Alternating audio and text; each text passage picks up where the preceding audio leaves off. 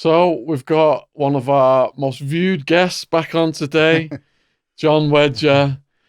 You saw what he said about police cover-ups. And after the podcast, he told me he was very good friends with Chris Lambrianou. I've been watching Chris's videos on YouTube. He's got all kinds of talk shows about prison rights and activism. And his history goes back to the original London gangsters, to the Krays family. We're not just going to dwell on the Krays here today, though. We're going to talk about Chris's prison experience. We're going to talk about what he's doing now. We're going to generally go over his life history. If you've seen him recently on the James English podcast, there's going to be a link in the description box below this video to my podcast, Brother James's interview with Chris. So I recommend you guys go over and watch that as well. So thanks for coming on then. How do you guys know each other then? Because you're ex-cop, you're ex-gangster. Well, let me tell you. I got a message from John Wedger that he'd like to meet me. So I said yes.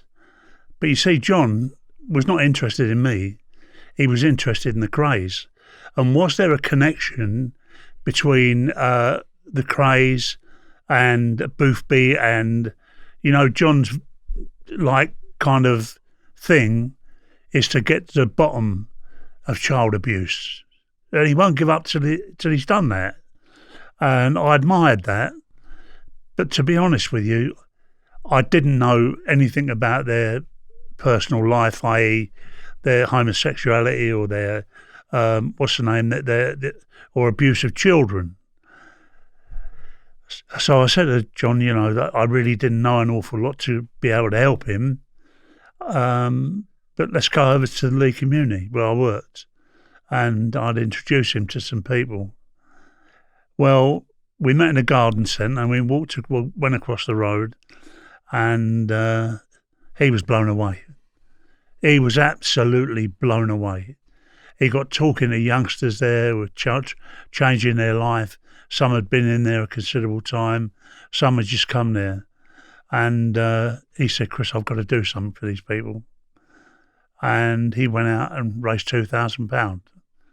And I've got got a picture of him presenting the cheque. And he didn't ask for any publicity or anything else like that. It was just this passion to go and do something about this.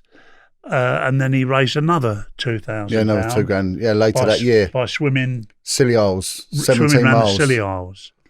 Now, I only know he did it. And I say blessings to him for doing it. What made you do that, John Gurdon? Explain. Well, what happened was years ago when I first started out on this journey with the child abuse, and it was looking into the canal thing, and there was and the synchronicity, Chris, it goes all the way. There was a newspaper article, and I didn't know where to start, and it was a guy had written a book called No Human Touch. His name was Paul Halpin, and he's put an appeal out to the public. He's put a little bit about his life in the care system, and if anyone is suffering like he suffered, he will talk to them. And he left his number, so I rang it, and it turned out he lived a mile away from where I was living, and my kids were really young at the time, so I took him round to my mum's and said, look, can you look after him? I'm going to go around and see this guy. So I went round to see this guy Paul, and he was a Christian, but he'd lived his life of criminality in and out. But he said about put in the care homes at the age of 4, and he said it was as if someone had written mug on my head. He said I went in there, it was he'd come from an Irish Catholic family, and he said my dad was an alcoholic and his mum had died. He said but his mum was loving and caring, but he said the first night in there a priest raped me, and I was a 4-year-old kid and I didn't understand it. And he went into about the dynamics of it and everything else, and from there he said it was like everywhere I went, he said that it was like they knew, it was like it was written on my head. And he ended up as a rent boy on the street, and he tells this horrific story, which I'll go into later because otherwise I'll lose my timeline. He said, I want to help you. He said, I want to help you, John. And he said, I can, all the time I spent in prison and everything else, he said, how do the police interact with people like me that have been on the street and have been abused? They don't tend to get it. And I said, No, they don't. I said, I'll tell you what, I'll ask my sergeant if you can come give a talk. He went, there's a guy, he said, I end up in a rehab centre called the Lay Community. And this was, Chris, this was circa about 2001 or something like this. And he said, there was a guy called Chris Lambrianou who did so much good for the people. And that's when I first heard about you. But I think I had heard about your brother through just the television and everything else. And then I think I did try it and get in touch with you. And I asked if Paul could give a talk. And I said, if I can get in touch with this guy, Chris Lambrianou, can he give a talk? Would you let him have a talk? And I was just assuming.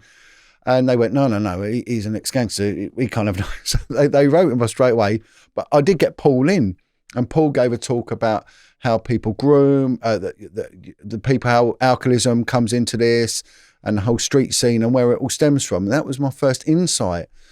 And of course, years went by and everything else.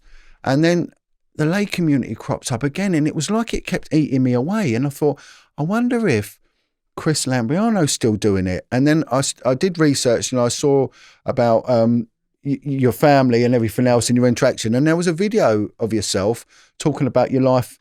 Yeah. Is it the day that changed my life? Or something? The day that changed my life, yeah. And I thought, I just got to get in touch. So I rang up the Lay, and I think I spoke to Darren, the manager, and I said, look, here's my number. It's up to Chris if he wants to talk, but I would like to talk to him because this is like what I'm doing. And you're right, there at the time, the case I had dealt with, it had a massive organised crime link as well. And then, but you had come from the past, recommended by Paul. And it was when I remember you rang me and we had that long chat, and I was in the north of England. I was actually visiting my mum at the time. She moved to Chorley. And then we arranged to meet in the garden centre. And Chris said, follow me, come and follow me. We had a cup of tea and we went over there. And as I got out of the car, Chris got out of his car, there was a guy that was working in the kitchens, and he leant out and he went, Chris, I've got to talk to you. And Chris went over to him and he started saying about he wanted a relapse into alcoholism. And Chris just grabbed hold of him through the window and said, look, we all get hard times. You've got to stick with it. And then he went round and someone else come up and he gave him a hug and all that. And I just thought, my God, this man's got some substance to him. You know, you're doing it, you know. And then Chris had to go somewhere and got one of the patients there, or whatever they're called, you know. Resident, that's it. And it was a girl that had worked on the streets as a prostitute when I was doing the investigations, and we started talking about everything, and she was discussing how it works in the place and how her life has changed. And she said, you know, she never really slept in a bed. She'd always be draped here and there.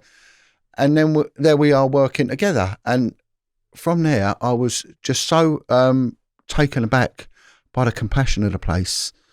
And then Chris asked me if I would like to give a talk. So I went up and said, yeah, of course, I'll go up there one evening and give a talk. And what happened was that I had a friend with me, and I said, look, come along with me up to give this talk in the lane. When we got there, Darren, who's the manager, said to me, look, we get quite a few speakers come in here, and they had about 50 residents. He said, usually we get about 8 or 9 turn up for these talks. We put out to the community that you're coming, and everyone wants to turn up. But there's been a lot of unrest during the day, and there's been acts of near-on violence. People have been very angry. And he said, look, we understand if you don't want to do it, but we're looking at pulling it because we can't guarantee your safety. And I looked around at Chris. I said, Chris, if it's all right with you, I'll go ahead. And so he said, okay then. So went in there and I was introduced. Chris introduced me. Chris had a little speech, and then I got up to the front and I gave a talk to his community, and it was just deathly silence. And it went for about an hour, and I thought, I don't know where this is going to go. And then there was a big mixed race guy about 3 rows in, and everyone was ever so polite. Yeah. All hands went up. Yeah. And this guy was there, and he put his hand up and he said, can I ask a question? And I said, no, of course you can, you know. He said, where's your backup? I went, oh, what? I said, oh, well, I haven't really got any backup. And I said, I work with a guy called Bill. And he said, but he's not here, is he? He said, you've got some balls coming in there, mate. He said, you know what we all think of the police. The police have put most of us in prison here. And he said, I've heard your story. I want you to hear my story. And he turned around and he said, reeled off this horrendous story. He said, I was serving a sentence for torture and kidnap and armed robbery. And he said, my father got me and my sister, would rape us in front of each other, and then he would torture us. And then he'd get other people to do it. He said he was an evil man. And this guy was from Salford. And his scar down his face and everything. He said, I went on to come on the most dangerous guys in the Manchester area. And he said, so I got into armed robbery, and all the hatred and anger I gave out whenever I robbed someone, and I tortured them. And he turned around and he said, you're a brave man coming and talking here. And then he walked up to me and he whispered in my ear, he said, you've got no backup, but now you've got me. And he put his arm around me and he said to everyone, on your feet, and give him a round of applause. And it just done me. I drove home, and I got my mate to drive because I was in pieces. And I saw what they did, and I saw the damage that had come, and then the change. I'd never seen a guy before, but the compassion, and it was his will to want me to carry on. And I knew that it was what I wanted to do. I wanted to carry on. I wanted to do it. And I said to Chris, I've got to go and get some money. I'll get some money. I didn't know what to do. And then one day I was walking my dog along the canal. I thought, why don't I walk the dog from London, from Parliament? Because they're the ones who start all this, and they're the ones who can stop all this. And at the time, you've just interviewed Maggie, and I was doing stuff with Maggie. Me and Maggie that was our inception, sort of linking in together to try and get this out. Maggie was in Manchester because of the Rochdale thing. So I thought, I'll walk to Manchester and I can meet up with Maggie, and there's another whistleblower called Pete Jackson. And that's what we did. So I walked the dog all the way on the canal to Manchester in the worst winter. It was called the Beast from the East. It was a minus whatever, horrendous. And then Maggie met up with us the last stretch, but she couldn't walk too far because she had high heels on. And I knew she'd turn up with high heels. People watching this, if you're wondering who he's talking about Maggie Oliver, who was on the True Crime podcast. If you click down below this video, you can find the links to all the other True Crime podcasts. You can check that one out. But from there, then the money come in, and then, you know, there was other running costs and all that, but we got the money in for that, and then went and presented it. And there was a young, I looked after so many people, kids, you know, they've come to me, and one girl I helped a lot. She'd come from a rough start and was a refugee, but she did good, and she went on to do filmmaking, and she needed to do a project. And I said, well, why don't you come up and I'll ask Chris if you can interview us. And her name's Nellie Hughes. If I could give a big call out, she's got her own little company doing filmmaking. Well done, Nellie. Very proud of you. Nellie came up and did the interview. And then I brought up a good friend of mine called Tracy, who does a lot in the community. Tracy, it's got a Greek name. Anton, Chris knows, because you're a Greek name, isn't it? Yeah. And she does so much for the community. And I said, Tracy, please come and meet Chris. Please come up and see what goes on. So that's when we did the long interview together. Yeah. And that's when I just thought, what can I do next? Now, I don't want to hog all this, Chris. So anytime you want. The next time I thought about, where did I get the money from? Now, this second idea come, and that was to cycle from Parliament Square again, you know, the cesspit all the way. And then I thought, I want to show someone I can do this. I can really make it. So I cycled to Penzance, and then I'll get, again, that was the worst summer, the hottest summer, the driest summer. And I did it on the worst bike, and I'm going to tell you about this bike in a minute. And then get to Scilly, and I swam around the Isles of Scilly, so I can show, I can run, swim, cycle, whatever, to do it. And there was a bike that we found in a canal, me and my boy. And it was a real crappy old first generation mountain bike. And if you rode to the shops on it, it'd wear you out, this thing. And years ago, when I lived in East London, my boys were very little. There was a lad there, and he was going to go into care. And this is a true story. And this was the real incentive for me. And my kids, I'd always like get them bikes, fix old bikes. And again, this is something that we could talk about in a minute, actually, Chris. And he never had a bike. No one had taught him to ride a bike. He had no father at home, and there was problems with his mother, and he was looking at going into a careless kid. And I'd always be with my kids walking the dog, and he would always want to have a chat. And he said, would you get me a bike? And I said, if I, and I didn't have much money, but there was a bike that was in the river, and it was in the River Ching that flowed through Woodford and Chingford. And he went, there's a bike in the River Ching. Will you get it for me? So I waded in this filthy, muddy little river, and I pulled out this little kid's bike. And I took it home and I washed it and I said, well, I'll do it up for you, but you can help me. And he went, yeah, can I? So I stripped it, did all the bearings, stripped the frame down and, cleaned it, nitromorsed it all. And I got him to choose a colour and he chose a blue and he wanted little flecks of other blue. So I did it all and I lacquered it, put this bike together and I taught him to ride this bike, this kid. And there's a photo and if only I can find this photo, it breaks my heart thinking of it now. And it's of him stood on this bike going like that because he rode for the first time on his own, this little kid.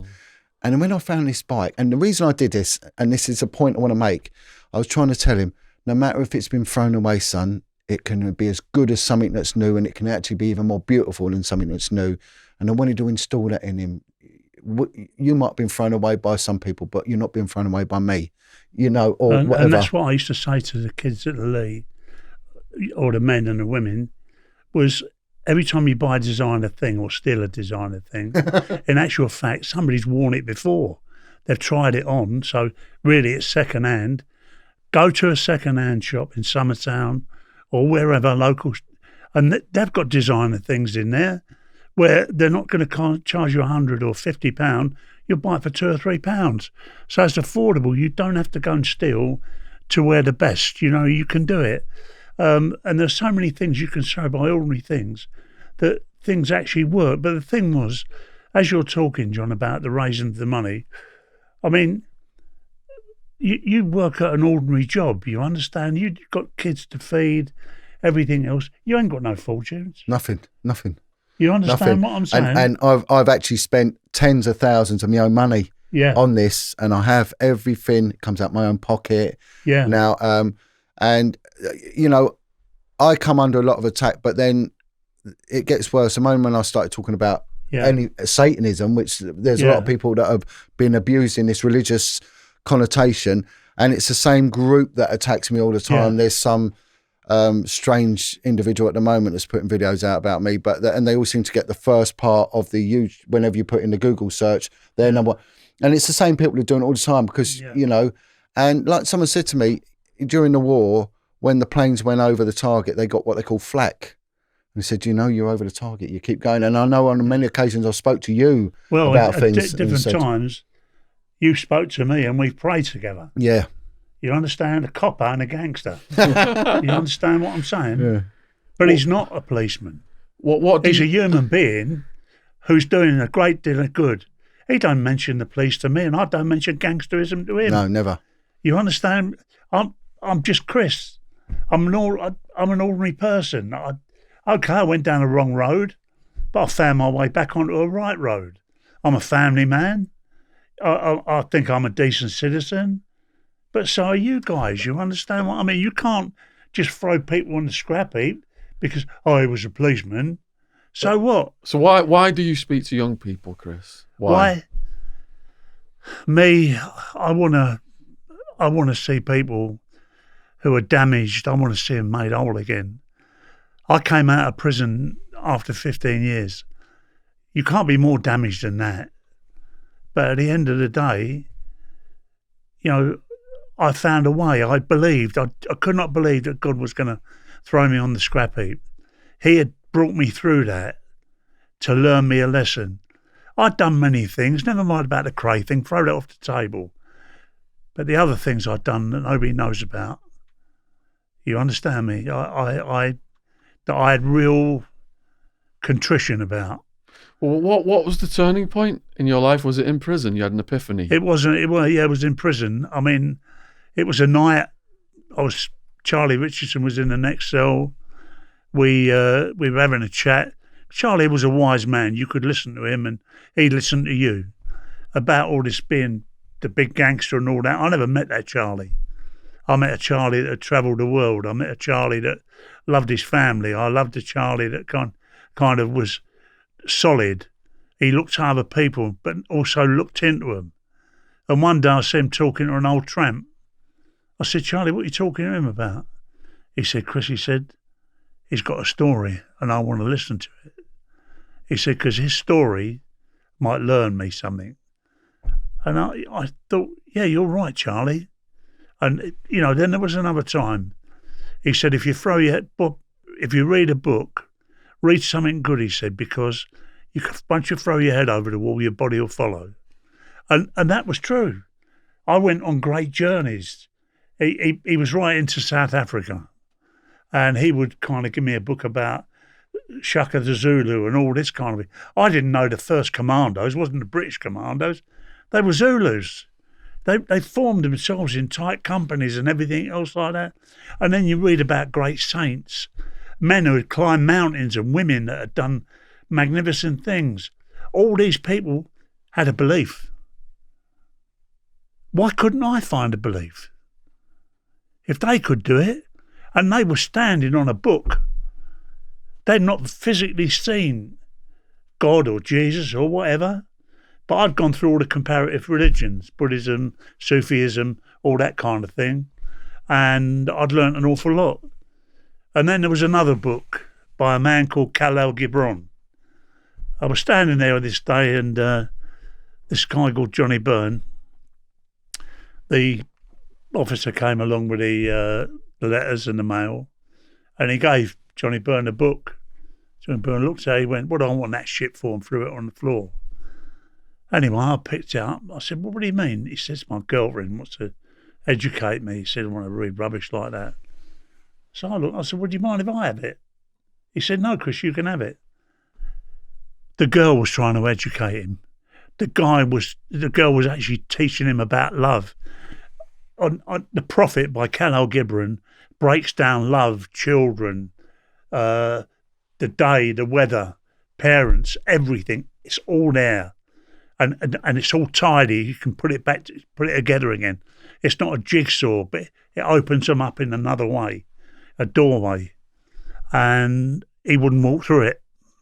He would not walk through that doorway, and I've still got the book today because it means that much to me.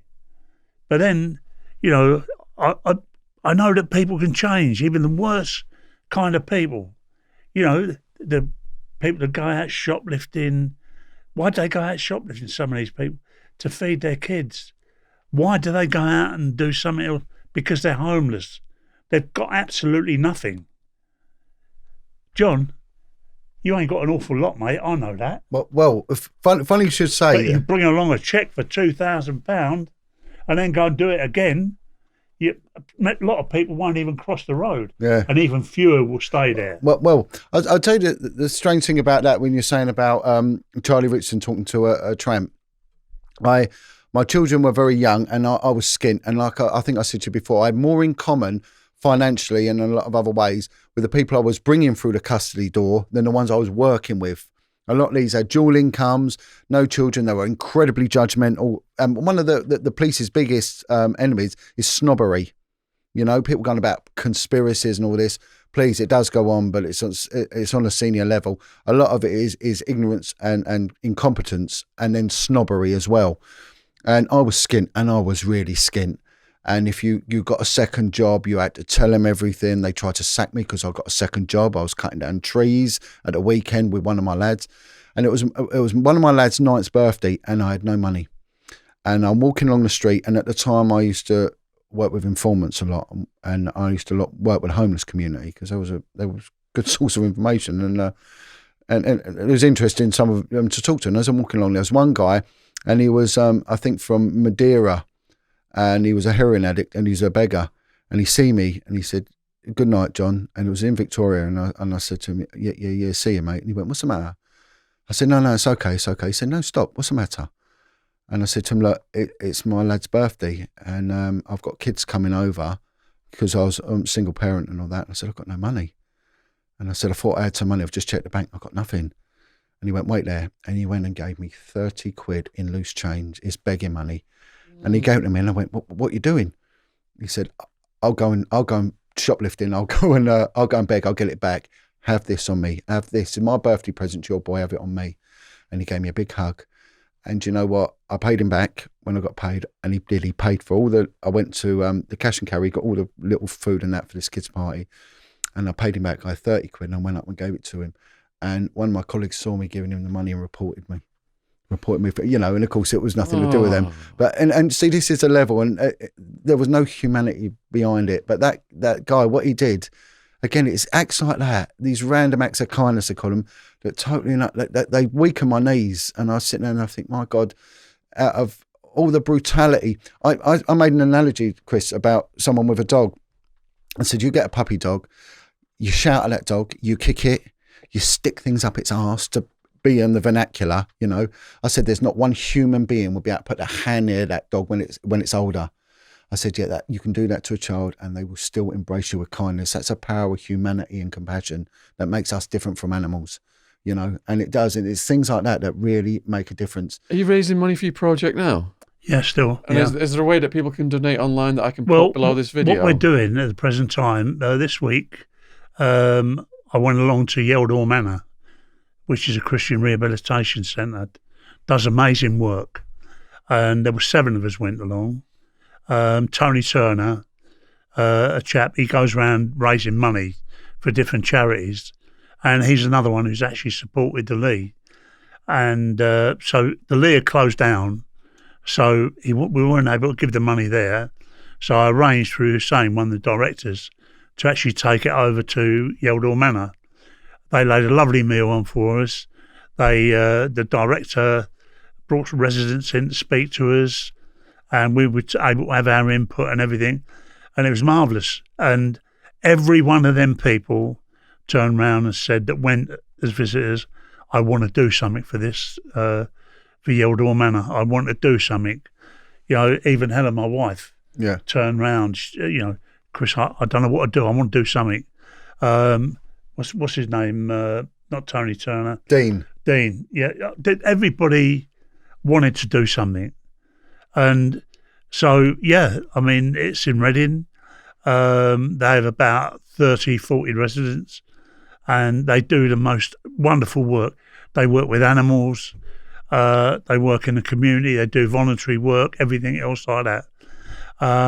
Yeah, if anybody, you know, feels in their heart they'd like to help change, well, Yeldor Manor is about rehabilitation and rebuilding the life. So if you want to support Chris and John, I'll put a link in the description box below this video so they can click over to what you're doing and they can possibly donate. And it's more than that, because what's happened with the stuff I've done and then linking in with Chris, we built a little community, and there's a group of us, we meet quite a lot and we discuss how we can raise money. And one of the guys, say Tony, he's always coming up with an idea. Yeah. Dean, they call him the mad artist. Yeah. Give him a shout up. He's a phenomenal artist, and he does portraits that are almost like photographs and auctions them. And this is what we do. We all get together and try and collude in ways a bit like a mafia, don't we? Try and go out there to make money and to give it back. And when you look at when the lay was running, I talked to the director, a lad called Darren. I said, you know, what is the money situation? And he said it's dire, because they charge the lay. It costs them £17,000 to put one person through this very rigorous detox and rehabilitation program. It can be for 18 months. You know, it's not something. Amy Winehouse shouldn't be where she is. If she'd have come to the Lee, we could have had her in there and she would have stayed with us, because we'd be pretty tough on her. She'd have stayed with us for at least a year and dropped all the hangers on and everything off. We'd have got into her psyche. We'd have actually found out about what her fears was, what things that she believed. You know, God gave her a gift. That gift should still be singing out there. But it's not. It's just a voice silenced. By what? I don't know. Tragedy, pain, anger, everything else. And her life's gone. You mentioned earlier about speaking in schools. Do they listen, and how do you know if they are having there's like some kind of effect you're having on them? They listen, because they'll come up, and I always insist on a question time. And I'll go around and I'll pick whoever has got their hand up, and I'll even hear the last one. I want to hear the last one that's got his hand up. And they ask you every kind of question about your family, about, you know, what changed you, what did this, is there really a Jesus? Do you believe in God? Do you think he really did help you? When you looked in the mirror and saw the devil, was that really you? Yes, it was really me. You understand what I mean? I was the one nobody put me in prison but me. I chose it. You understand what I'm saying? I had a clear choice, and I didn't take the easy road. What was your first involvement in crime? First involvement with crime. With a group of kids as evacuee, they got into a train, and we robbed a train. What did you rob? And it was cigarettes and other things like that. How old are you? And I think I was about 7 or 8. My mum and dad didn't find out about that, or they'd just gone off the roof. And then were you London based then? No, it was Leicester. Leicester. In my father worked with the Spitfires, fixing the Spitfires when they come down, and Ibstock, it was a place called Ibstock in Leicestershire, and he took me up there, and I just wanted to be a pilot or in the Royal Navy. That's what my desire was, and I'd sit in these aeroplanes, and the other engineers, I mean, they were great to me, you know. So yeah, that one incident was the train, and then we came back to London, and I was all right for a period of time, but I came home from school one day and the roof had caved in because of the bombs. It was after the war, everything was bombed out around where I lived, and I live in a place called 45 Howland Street. And that's just underneath the post office tower. Oh, yeah, I know it. Yeah. And around Howland Street was a lovely community. There was an old tramp who had a horse called Galloper Lightly. And we used to go out looking for batteries and things like that. And there was a blacksmith there. And I could go and chat with a blacksmith and stuff like that. And there was all kind of characters. And an old Chinaman that made these lamps, you know, these shades, and he'd teach me a little bit how to do that. And then there was a Chinese family, and you went down there and they had all chickens hanging outside because they liked to season the chickens and stuff. But, you know, it was a cosmopolitan community, and it was something else. So crime didn't affect me down there. I was just too busy being a kid and learning things and going to school and that. And then we moved to the East End, and that was it. What before that though? What did your parents do, and what was your relationship like with them? My father was a chef. My mother was an office cleaner, but for mainly a house mum, bringing up the kids. And then when things got pretty tight, she decided to office clean with my sister-in-law. Yeah, but what was I was in the Scout. No, out of the street, something did happen. I'll tell you what it was. Just remembered. I was a cub, and we we dob, and Arcala and all the rest of it. And we went and we were doing a what do you call it, a raffle, and we did it at this hotel. So I thought to myself, I'd like to contribute to the family budget. So I went along to this tobacconist and I bought some raffle tickets, and I went to the White House Hotel. Right. Do you know where the White House it's is? just by Great Portland Street, isn't it? Portland Street. Yeah. I went along there, I stood outside, and I started selling these raffle tickets for £1 a time. And well done, my son. God bless you. There's a big church there, isn't there, as well? All the rest of it, so I'll keep handing them out. Anyway, I got home, and my dad said, "What are you doing in your cub uniform? The Cubs are not on today." And I didn't have an answer. He said, "Now come on," he said, "tell me what you're doing with it on." He said, "And what else are you doing? What have you got in your hand?" And in my hat, I had the money and also the 2 books of raffles. He came and took it off of me. And he said, "What's this for? Have you been doing it for the Cubs?" And he knew I hadn't. He said, "Take your uniform off." I took it off.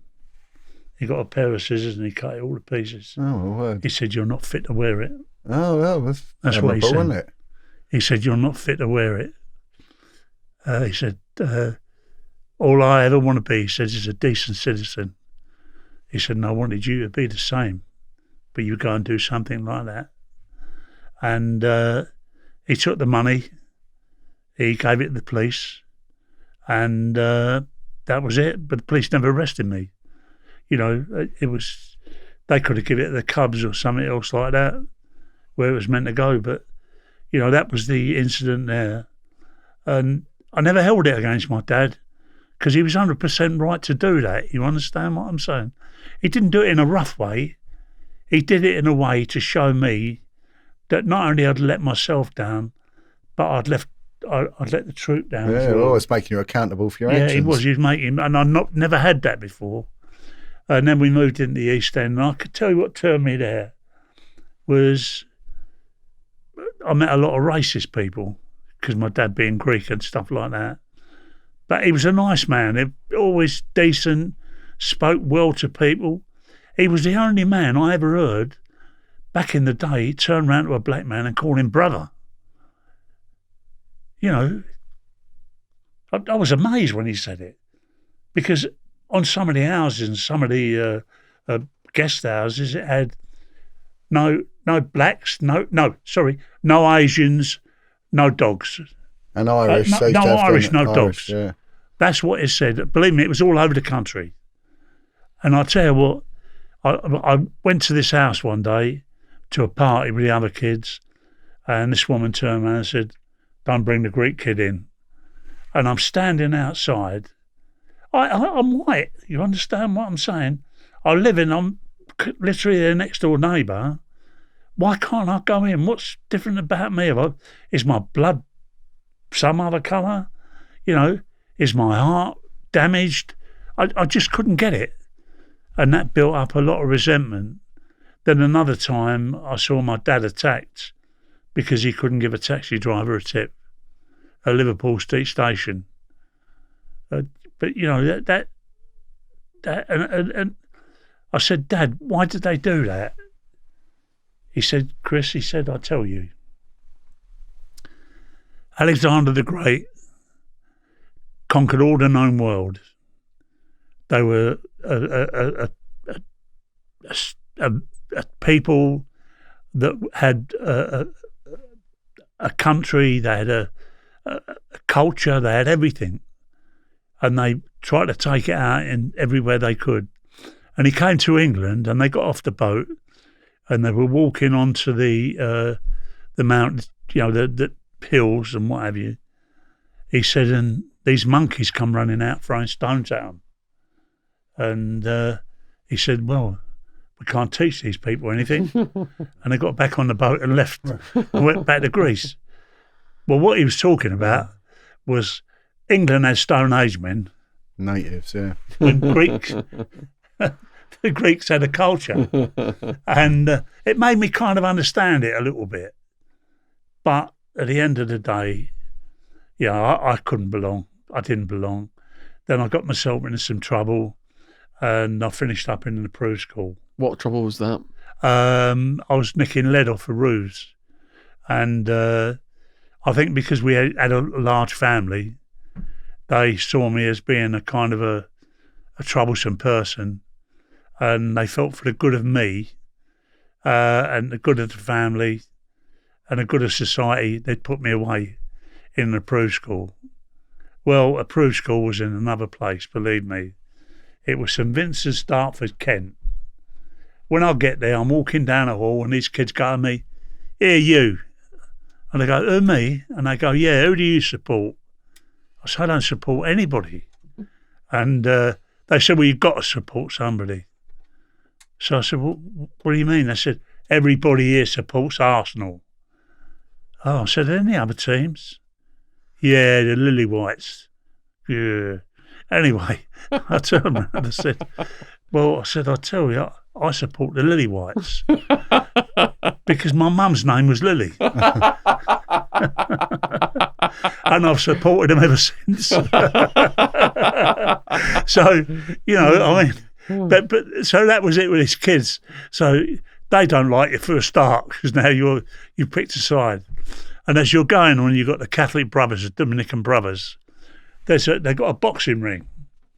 And he said to me, Brother Francis, get in that, what's the name? Get in that ring. I got in the ring, told another kid to get in there. He said, right, start. And you're fighting a kid you don't even know. But, it just kind of crazy stuff. But the other thing was, it was praying. You prayed when you got up at 6 o'clock in the morning. You prayed before lunch, before breakfast. You prayed after breakfast. 11 o'clock, you said the Angelus. 12 o'clock, when you went in for food, you had to pray. Afternoon, benediction. In the evening, prayers. And then you go to the dormitory overnight, and there's a massive big cross, and you get down on your knees and you say your prayers. But the other thing was, they were very violent, these brothers. Right. Any misdemeanor, you hear that a lot, yeah. They caned you like you could not imagine. So the kids had all kind of ideas. If you rubbed orange peel on your arse, to be honest with you, that would stop the sting.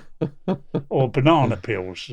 I never ever tried it. It ain't going to work, is it? I didn't think it'd work. So I stood the pain instead. No, it's just crazy, really. Were you interested in getting ahead in school? I didn't think I could, to be honest with you. I didn't think that I was meant to be educated. My father tried to say, he got me a book of Greek, said learn this language. And he was always going on about his beautiful town, his beautiful city, Cyprus. And I said, Dad, if it was so beautiful, why did you leave? He said, because I came for work. I wanted to find work. And so I went there many years later when I came out of prison. And he was right. It was every bit as beautiful as he said it would be. And I never read the Greek book. He could never understand that. And maybe now I would read it and I would know it. But everything comes with time. And being in prison that length of time, you learn how to read, learn, inwardly digest. You learn to take something, some substance, and take it apart, analyse it, and come to your own conclusion. That's what life's about. It's about looking at where you are. Can you improve, or can you move over to the other side and then find peace of mind there and doing something? Do something constructive. Did I ever think I'd work in a rehabilitation centre? Never in a million years. No. I could not see it. When I came out of prison, ideally I wanted to work for a priest or a religious organisation, going around doing old ladies' gardens and footpaths and things like that. I'd taken a sitting guilds. Another idea of mine was going to Saudi and working on the pipelines. But these doors never opened. You understand? God had a bigger plan for me. He was going to put me on the front line. He was going to take me before judges, before royalty, all these different things. And I've stood before them, and they've respected me for the words that came out of my mouth. The words came out of my mouth because I'd read them. I'd taken, I'd listened, I'd learned, I've understood. And that's the most important thing. I found that with me, that the journey I went on wasn't the one I planned. No, neither me. But John, you don't set out to do something. You kind of get moved to the side to something else, and you think, well, what am I doing here? This is not, what am I doing with these people? And then you find that's exactly where you should be. I've got people kipping on the floor of my house. There's always someone who's one lad just left the army, he's got nowhere, he's on the floor, and I've got someone else there. And it's just constantly, I wrote to the police when I had a hard time, and I put on it, look, my back door's broken, it's open, don't ever go and get a warrant, I'm giving you permission, just walk in like everyone else does.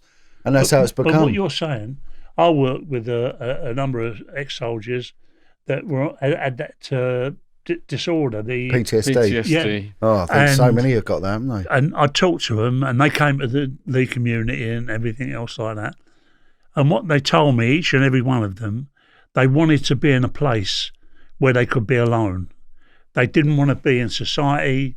If they went into a pub, they'd be looking round. Oh, they don't like anyone behind them, do they? They don't like any behind them. Yeah. And one in particular got tasered 7 times and had a heart.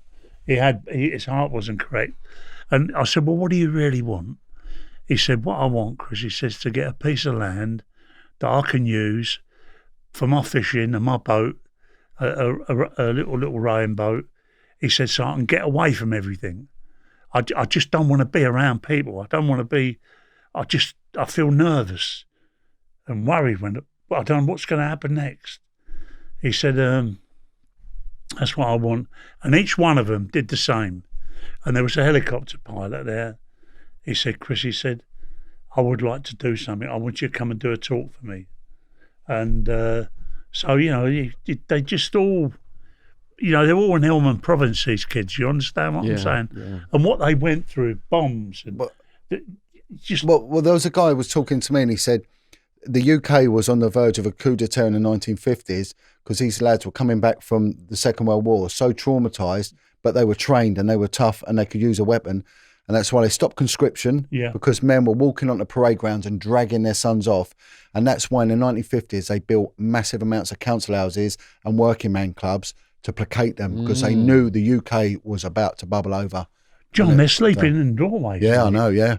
And they're treated like trash. How can that be right? It can't. Well, the government just abandons them.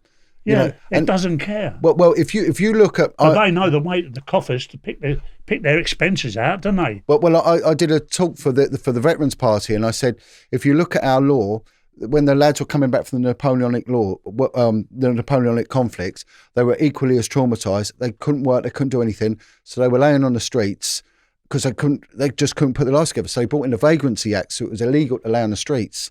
Then the First World War and all that, they were drinking. So they brought in the Licensing Act to stop them drinking. So they do this on purpose. They put these laws, and they know instead of helping them, they start penalising them, A lot of my friends in the Arizona prison, ex-Marines and stuff, come back traumatised, got on street drugs to self-medicate, ended up in prison. Yeah. But going back to your thing, when you got out of school, what was your life like then? When I came out of the approved school, yeah, I went and tried to find work. I got a knockback wherever I went. I looked at my brothers, 2 of them had jobs, proper jobs, highly respected and everything else like that. So it worked for them, it couldn't work for me. All I really wanted to do was belong. I didn't think I belonged anywhere. So I kind of generated towards the naughty kids and the naughty areas. That suited me. And I got into, with a couple of the other guys, in what you call rolling. And what rolling was a prostitute would bring a guy to the house. Somebody would be hiding behind a wardrobe and they'd nick his wallet. Yeah, it still goes on. Still goes on. And I got nicked for that and put back in prison. Then I came out of there and I met some people in prison because I'm in an education system now, approved school, Borstal, detention centre, prison YP. Now the next rung up is proper prison. Were all the guards back then ex-military? Yeah, most of them were military people, old school, who disciplined in the army. They try to put the same discipline into you. That was the way they were. They weren't unsympathetic, but they were tough. If I could do it, you can do it. You ain't pulling no wool over anybody's eyes here. We're not frightened of you. We're ex-soldiers, you understand? So, there was decent people. They were into sport. We were into sport and that. So I came out of there and I was determined to make it straight. And I met this couple of guys and I got involved with safe blowing. Safe blowing? Yeah, I know. So I meant to blow a safe in a post office in Stoke Newington. just there by the cinema, on the front, on actually in the main high street. So I'll wait for these two guys to come. They don't come, and I think, hey, I'll do this myself. So I got into the post office. I've put the jelly knight in the keyhole, poked it all in, put the detonator in, and it burned down, but only burned down so far. So I've gone back, pulled the mail bags off of the safe, lit it again, put the mail bags back. It still didn't go off. Then I hear on the window. Well, the windows in the post office used to be half. Etched, so they frosted like. You had to look over, and I see a helmet. We know you're in there. Didn't know who I was, so I thought, right, back out through the roof of the post office, get out on the roof, and all I can see is police dogs and a policeman. I ain't got an open hill going out the back. There's nowhere to go further along the roof, so the long drops probably break your legs. So I go back into the post office itself, and I thought there's only one way out of here. Hit that front window. And that's what I did. I ran at the front window, hit it like that, crashed through it, landed on the pavement, got up and running. I took them right by surprise. They didn't think I was going to come out that way. They sent the dogs on you? Pardon? The dogs come after you? Dogs off, but a bus was going by, and I quickly jumped on it, and I'm down the road, and the police car follows. And at the next bus stop, I decided to get off, jump. And there was a policeman. He jumped out of the car and started chasing me, and he got me down in a rugby tackle. And his name was PC Trill. Well, there used to be an ad on the TV. And for birdseed. Trill makes budgies bounce with health. It was unbelievable. Anyway, I go before the magistrate's court, and I turned around and told them, look, I just saw these people, and they said, do you want to keep my eye open for us? And I waited outside, and I never saw them. So I went inside the post office. I looked around, and they weren't in there either. And I got frightened, and I jumped through the front window. Anyway, I didn't get done for the jelly knight. I didn't get done for what's the name? I got done for breaking and entering. And I got 2 years prison. I was sent to Vernon, Portland. And I thought I did okay.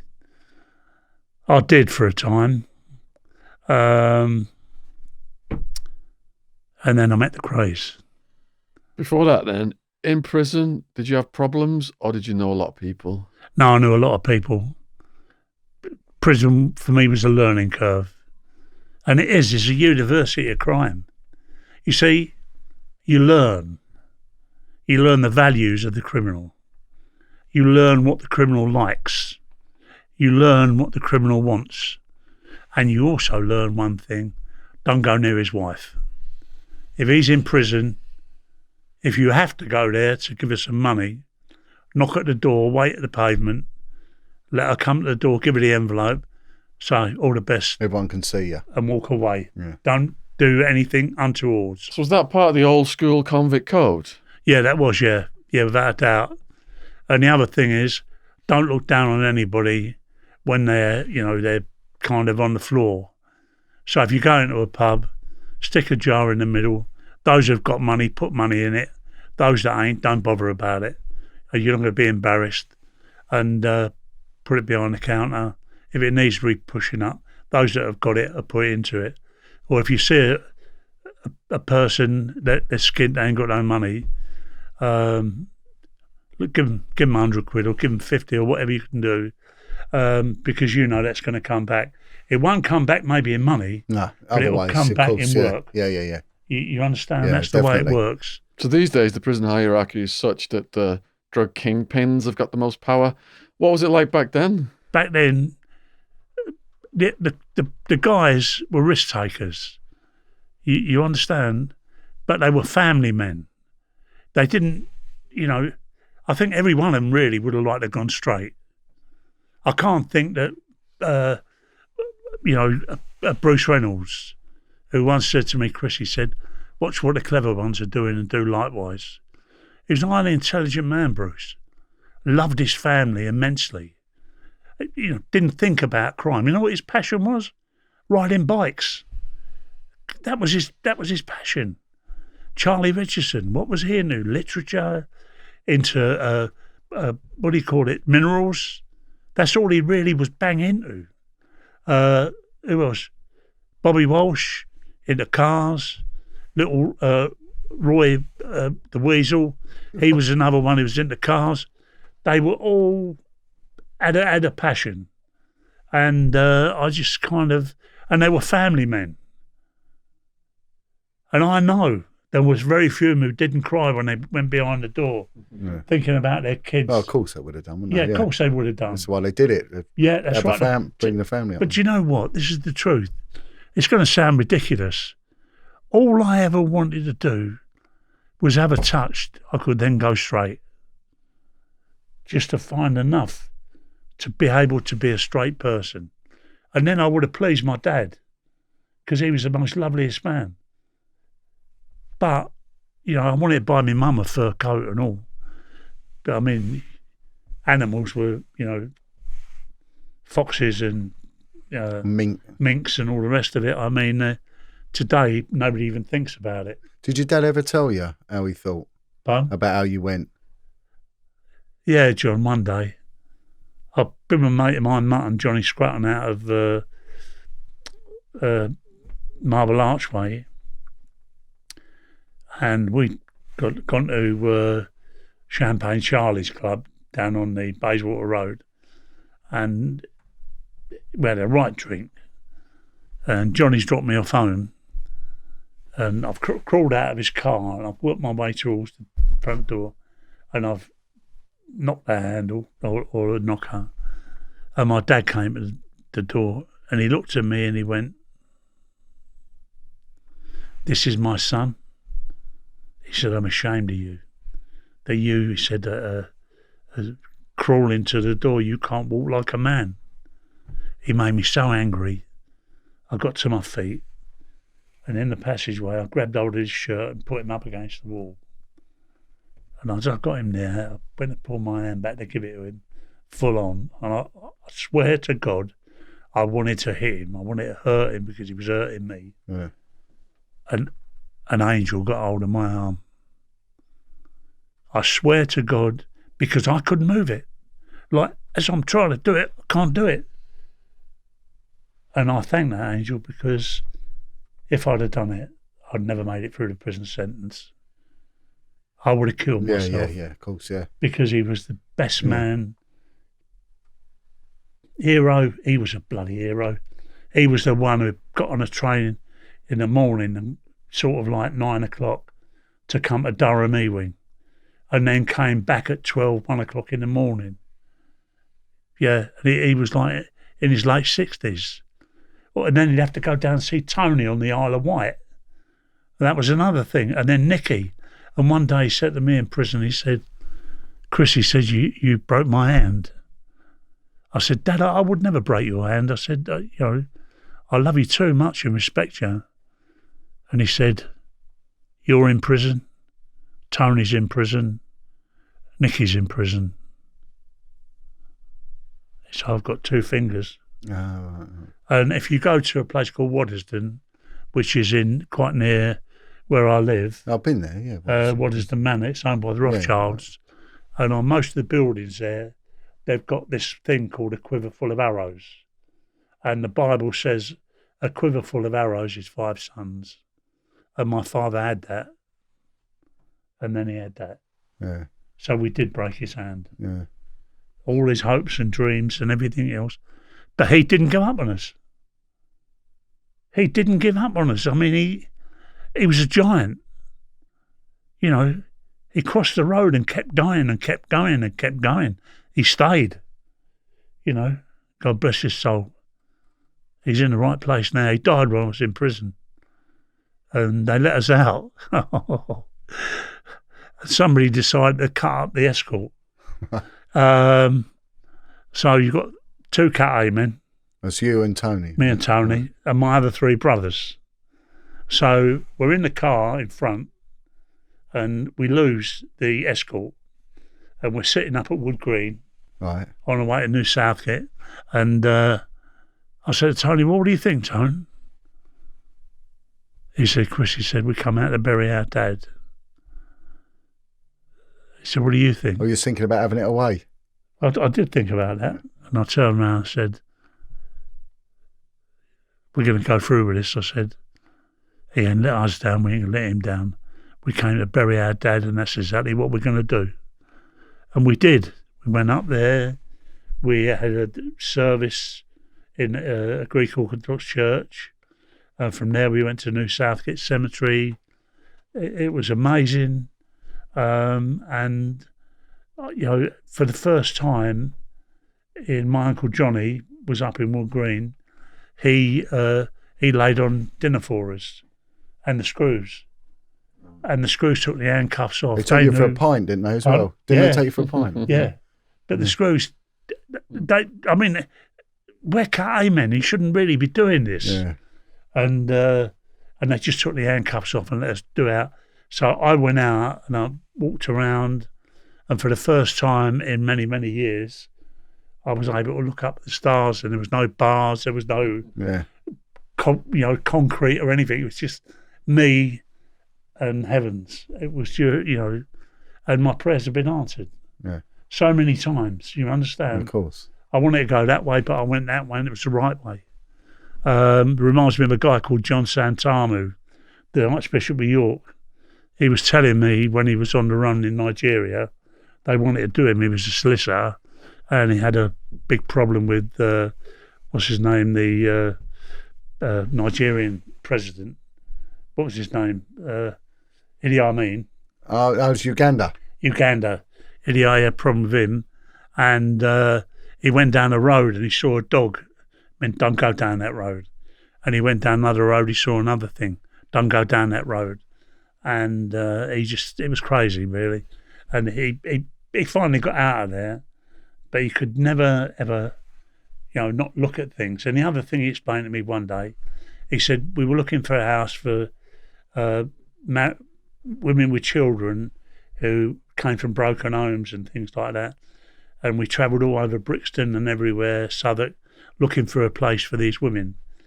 And we stopped outside a house and we prayed, and we felt God was telling us this was the house. And we went away and we did our investigation, and there was no way we could have it. He said, but about 7 years later, a woman came up to me and said, excuse me, I've been given a house that I don't need. If the church can use it, you're welcome to have it. So got it for nothing. And it was the same house. Same house, yeah. You understand? Yeah. So it's nice to believe in miracles. Shaun, there are miracles. And people can change. Look, what worked for me before I went into prison, eh? You've asked me, well, what was prison like? What was this like? It was hell on earth. The food wasn't good. The company weren't good. And you had people down telling you what to become, what to do and everything else.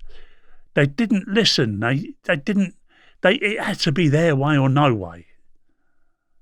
Did you fall afoul of that? Pardon? Did the guards have to discipline you? Yeah, they did, frequently, yeah. What kind of violations? I did some pretty rough stuff. I mean, when I came out of Durham E-Wing, where we had everything we wanted, they sent me down to a prison called Albany on the Isle of Wight. And when I got down there, it was a very, very unsettled atmosphere. You had people doing an awful lot of time and that. And so we decided that, and the food was absolutely terrible. And I remember going into the dining room and sitting with Charlie Kray. That's where we sat together. And he turned around to me and said, Chris, don't involve me in this. He said, I just want to get home. I said, all right, Charlie. I said, but I've got to go and sit somewhere else.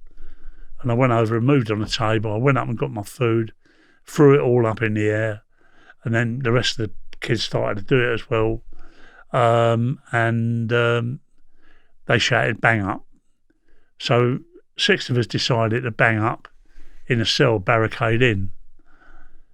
But then one said, I need to go to the toilet. So he went to the toilet. We never saw him again. And a mate of mine, Freddie Sanderson, he turned around and said, I'm going to go downstairs to the toilet. He went, and the next thing I'm hearing is screams. So I've gone down there, and they've got him, about 5 or 6 screws. And I just went in throwing right-handers. And they got me down on the floor. And they carried me. They didn't pull me or anything like that. They just carried me, about 5 of them, down to the block, chucked me in a cell. And all that night, there was banging on the doors. It was like the drums of Hades. The whole of the Isle of Wight must have heard it. And it was genuinely, Shaun. And in the morning, Freddie Sanderson came out and he threw a pot of piss over the screws. And then I heard crash, bang, wallop, door banged. And then they opened little Ray Powell's door, he's a South London kid. And he went out and he threw a pot of piss over him. And they battered him. Anyway, my turn, I can either stay or I can go out. I can either think, is this going to work? No, I've got to do what my mates have done. So I've got so easily led. I went out, threw it over them. They battered me, I'll tell you the truth. They battered me badly. But I gave it to them as well. So I got what I asked for. And I'm laying in my cell the next morning, and the governor comes round. And the chief, get to your feet, Lambrianou. I went, what do you mean? Send them in again, finish it off. You can't do anything more to me. I'm not like, you half kicked me to death. And I'm going to get up and I'm just going to be like, no, I ain't going to do that. You do whatever you want to do. Come in and finish it off. And next thing I know, this Gilbert Footer, the governor, came in and he went, my God, what's happened to you, sir? I said, you know exactly what's happened to me. Don't act the innocent. You know exactly. He said, I'm going to get this put right. He said, I'm getting you over to Parkhurst Hospital immediately. And that's exactly what he did. Sent a cat van over with the dogs and everything else like that. And he said, I'll get a stretcher. I said, no, you won't. I said, I'm going to walk because I know some of the screws who battered me would be around the what's the name. And when I got up, watch you walk out. Yeah. I walked out, I looked them all in the eye, every one of them. You may have beaten me, but it took a bloody lot of you, and I'm still on my feet. And that's really, and I went to the Parkhurst Hospital for 2 weeks. Doctor looked after me and everything else. They thought I'd lose the sight of one eye, kicked some teeth out and that. And then I went back over to Albany, and all the boys are shouting out the windows, we won, we won, we won. And I thought, oh, that's good. And I saw one of the screws who'd done it to me, so I chased after him. He's ran in, locked the gate, and I've wandered back in the wing in the chokey block, and I got a message, Lambrianou, get your kit together. You're going. They sent me right up to Hull, and that was it really. That was they knew how to make you suffer. And Albany had changed. They'd allowed people so much more than they'd ever had before. Because Gilbert Footer, I remember when I went to see him before it ever kicked off, he said, what do you want? I said, I want what everybody else wants. He said, what's that? I said, proper, my time, our time. Play snooker, do different things and all the rest of it. You've got no facilities here. He said, I know. He said, I can give you what you want, but I can't give you for everybody. And I said, well, it's got to be that way. And, that was it. He did try. Yeah. But I'm one of these people, I'm like a donkey, you understand what I'm saying? If you kind of treat me nice, I dig my heels in. Yeah. because I know you're bullshitting me. Hmm. But if you're genuine, I'll hear you and I'll trot along. But at the end of the day, that was it. And so there was no rough rides, no easy rides in prison. And they were forever, suspicious of you. It was always like, we're running this prison, not you. So when you arrived at a prison, there may be 10, 15 big screws there, standing like in reception, just to let you know you weren't the biggest man on the block. And so, that was it. But at the end of the day, I kind of, I learned to swim in the canal, in the Regis Canal. Very dirty water. Yeah, I know it. Very dirty water. Couldn't afford to go to the swimming baths.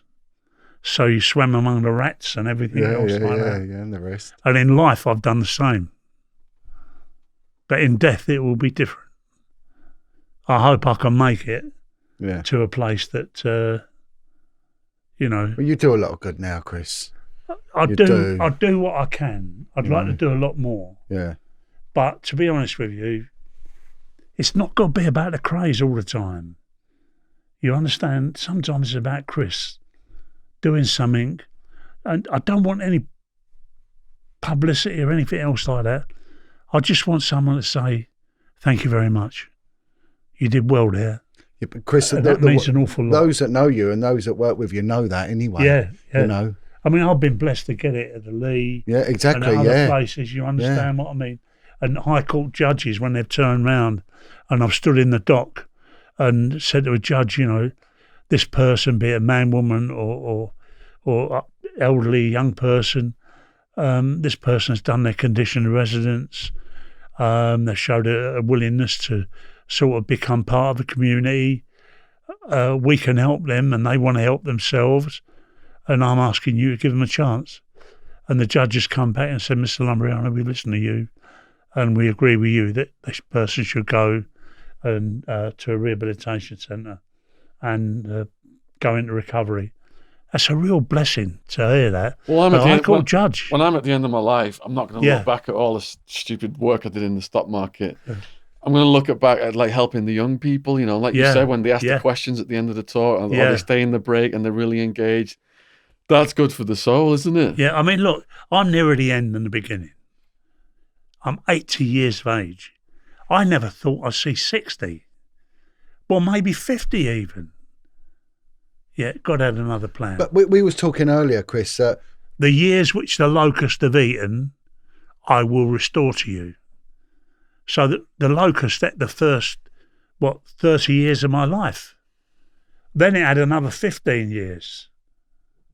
But it stopped eating away at me maybe around about 7 years into the sentence. And that changed me totally. And what it was, I'll tell you what happened. I'm thinking about the war in Vietnam. I'm thinking about Cambodia, the people dying there. And I'm thinking, who can cry a tear for all the people and the suffering in this world? But let me get away from Vietnam, because that's a big issue. Let me look now at a prison.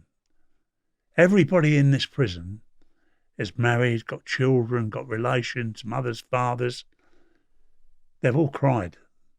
We've brought them into prison with us. You can't get away from that. You take a whole family into prison. When you put a man in prison, you just don't put the single individual in prison. You put a group of people in prison because they've got to visit, they've got to encourage, they've got to do so many things. They can't walk away from love. How did your mum react to your incarceration? Because my mum had a nervous breakdown over mine. My mum was a soldier. My mum was a Geordie, and she never gave up. And what she felt, she kept to herself. And she died when we're quite young. And but she said, Chrissy, you're going to finish up in big, big trouble. And she was right. What did she base that on? The trouble I was getting into. I was up West End managing, like looking on the door, 18. I was in, on the doors in the West End. So you're a bouncer? Yeah, clip joints and stuff like that, near beer cellars. There was, I did an awful lot of stuff, and she felt it was all wrong. She was a Catholic, very strong believer, and she believed that I would kind of fall down. But then going back to sort of like this night, and I'm thinking about them people in prison and the grief that they've caused. They think it's all about them, but it's not. It's about all this group of other people who are suffering, and the ripples go out and out and out. And then once again, I thought about Vietnam and Cambodia and about the suffering out there, the death and everything else like that. And I thought about the whole world. What a bloody mess it is. You understand what I mean? It's even a bigger mess now. But, it's always been that way. And then I think about today, looking back then, I mean, people are crying over 39 people who died in a van. And that's a terrible tragedy. But what about the people who were killed in a very unjust war in Vietnam? Yeah. And Cambodia, millions. Yeah. You understand what I mean? And then people can still treat us with a relative kindness, invite us to their country and everything else like that. So, there are major troubles. But then you look at other things, and I thought to myself, when I was born, I was given a garden.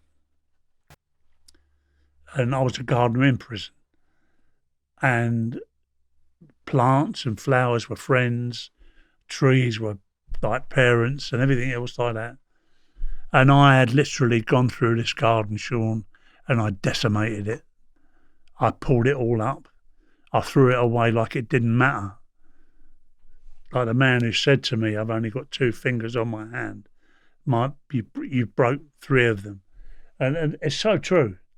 You don't recognise the flowers in your own garden.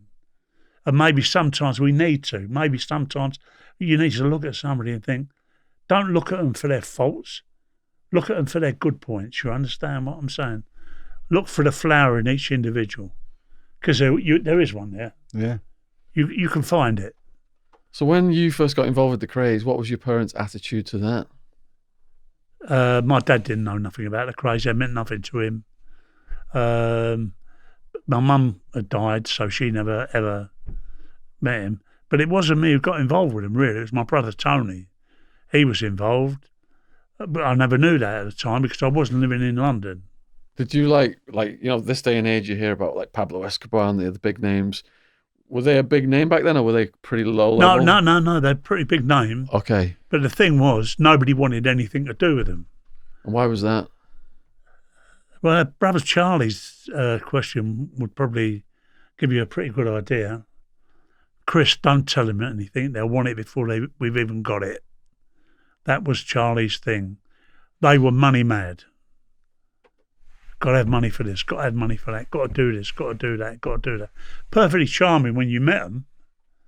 And but the thieves, the good thieves, they the black men, the people who did good stuff, that made a lot of money out of crime. They were loners, like the bank robbers and people like that.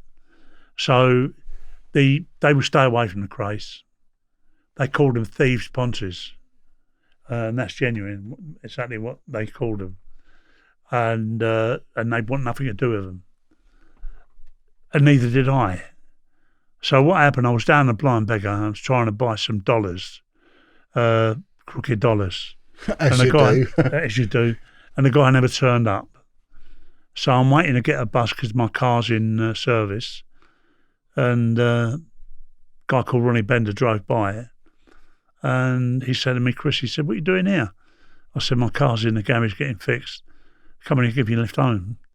And he drove me home, and I said, cheers, Ronnie, I'll see you later. And I went home, sat indoors with my dad, and then there was a knock on the door about half an hour later, and it was Ronnie Bender. I said, what are you doing here? He said, Chris, he said, the twins want to meet you. I said, I don't want to meet them. Do you need a few quid?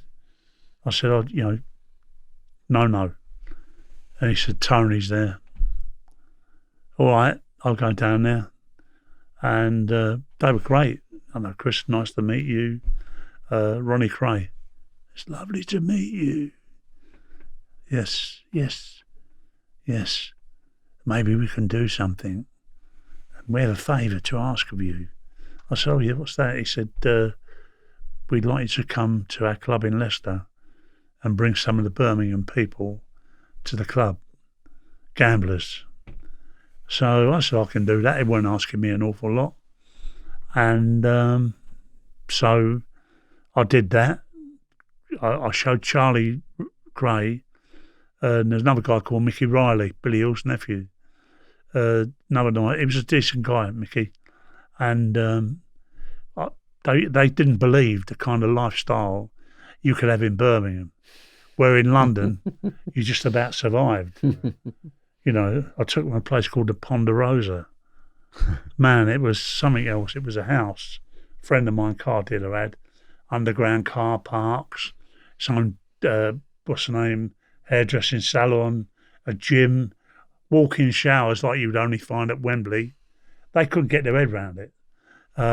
So, you know, these were supposed to be successful criminals, but they were the successful straight men were much stronger, in a better position they could ever possibly be. And so I showed him that kind of thing.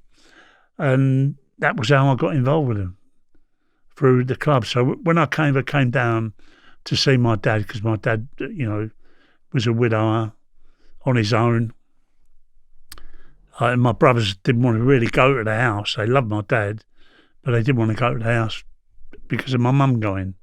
You lose the mother, you're losing the captain of the ship. And you can't handle it. You can't handle grief when you lose your mum. It's like losing part of the world. But the thing was, you know, that I used to go down there every other week and stay down there. Until this one week where a guy called Ray Mills said, Chris, he said, I'm going down to London this week. He said, see my brother Alan. Why don't you come down? I said, no, Ray, I'm not going down. I said, because I was down last weekend. Come on, he said, come down. He said, I'll meet Tony, you'll meet Alan, we'll have a great time out. No, I don't want to do it. And he kept on. I'd had a few drinks and I agreed. Worst move I ever made in my whole life. Went down as agreed. Saw my dad, me and Tony went off and we went over to Limehouse. Met the Mills brothers, and then we decided to bring them over into the East End. And we went to the Marquess of Cornwallis, and their mum was having a party of some description, and all the chaps were there and they were there. And it was a pretty jolly occasion, really. Everybody was kind of happy. And we left there and we went to the Queen's Arms, and there Tony said, look, why don't we take them to the Regency and we can go to West End from there? I said, Tony, we've been going everywhere. Let's go straight to the West End. We know it's a great place down there, the bestseller. You know, plenty of birds down there. Let's have it. And he went, no, let's just go to the Regency. And the Mills brothers said, yeah, let's do the Regency. For some reason or other, I didn't want to go there. But Saturday Night Gangsters was the reason I kept my mind on it. But anyway, we go, and loads of people in there. And Jack the Hat came by and he went, hello. He went, how you doing? And all the rest of it. Shook his hand and away he went. And then a general invitation to a party went on. And he went and said to me, you coming? I said, I don't really want to go. He said, well, come on. He said, come. So anyway, we went. I couldn't get my car out. There were that many cars around the Regency. So we got in Jack's car and we went in his car. We got around there. We went to the door, and the door was opened by a guy called Ronnie Hart. And everybody went downstairs. Jack ran into the front room. Where's the party? Where's the party? Where's the girls? Where's the booze? and Reggie Kray pulled a gun out. I saw this. I didn't come down here for this. I did not come down here for this. And I said that. And there was a guy called Connie Whitehead. He went and saw Ronnie Kray. And Ronnie Kray said, take him home. And he dropped me off home. I sat there and I waited. And I thought, my car's at the Regency. Tony's up there. I've got to do something. So I had a gun hidden away, a Webley 38. I went and got it. I fully loaded it up, put it in my pocket. And I caught a taxi up to the Regency Club, got my car, and I drove to the Evering Road. I knocked on the door, and this guy called Ronnie Bender, the one who introduced me to him, came to the door. And I said, Ronnie's Tony there. He went, no. I said, all right, Ronnie, I'll see you. And I went to walk away. And he said, Chris, don't leave me. Oh, what do you mean, don't leave you?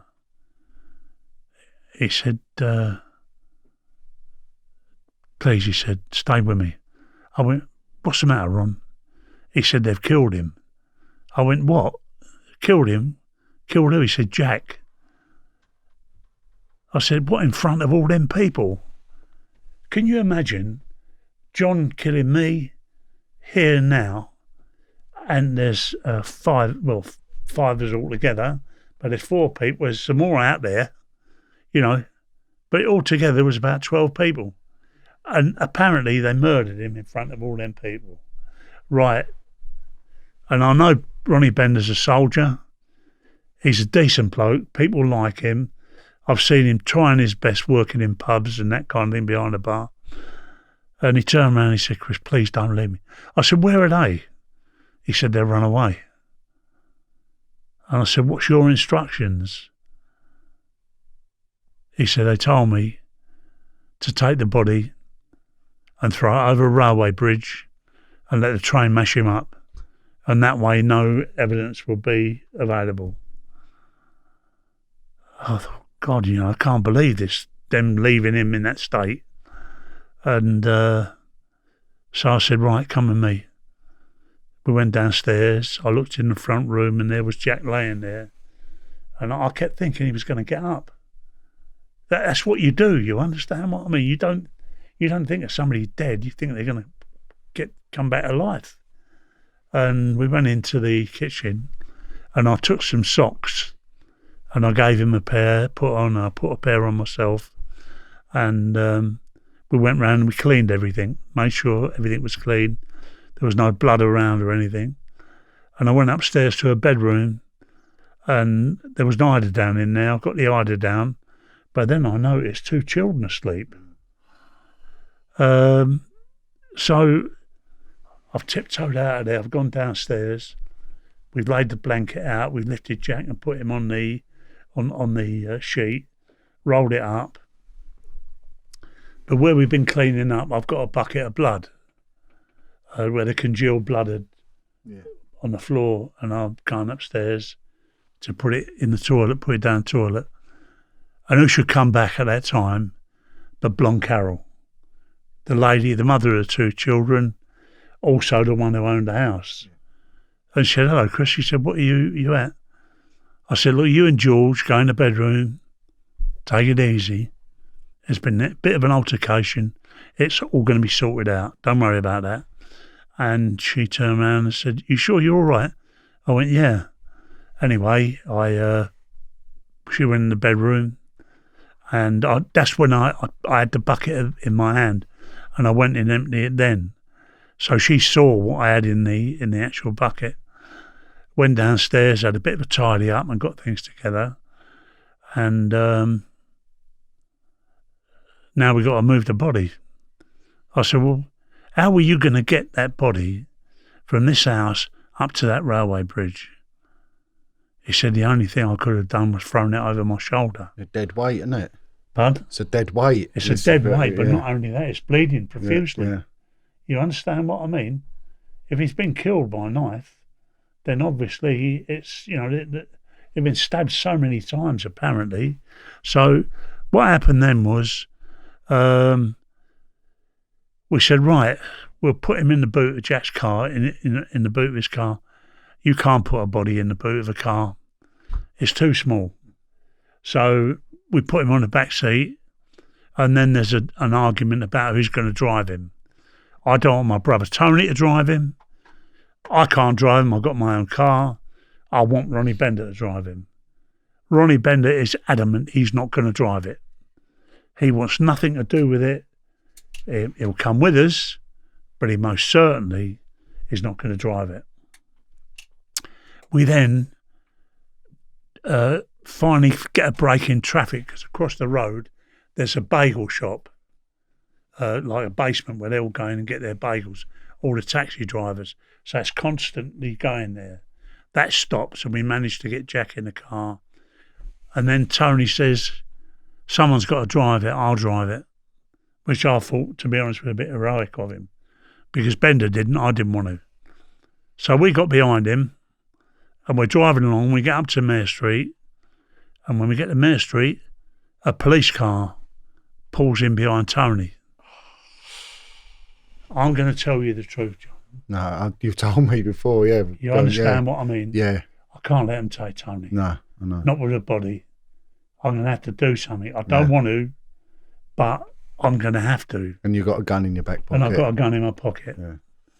And as we're driving along, we got the police car sandwiched between us. We get down to the end of Mayor Street, and it kind of turns right past the church and a police station. And the police car trotted off there. I have never been so relieved in my life. And then we turn right and we go along until we come down by Cambridge Heath and down that way. And we decide to take him through the Blackwall Tunnel, put it on to South London. So it looks like, you know, nothing happened over our manor, it happened on somebody else's manor. So finally, we lose Tony. We go through the Revere Tunnel. We lose Tony, don't know where he is. And we're driving around looking for him. Apparently, he's run out of petrol. If there's a comedy of errors, there's also a tragedy of errors. And Jack dying was one of them.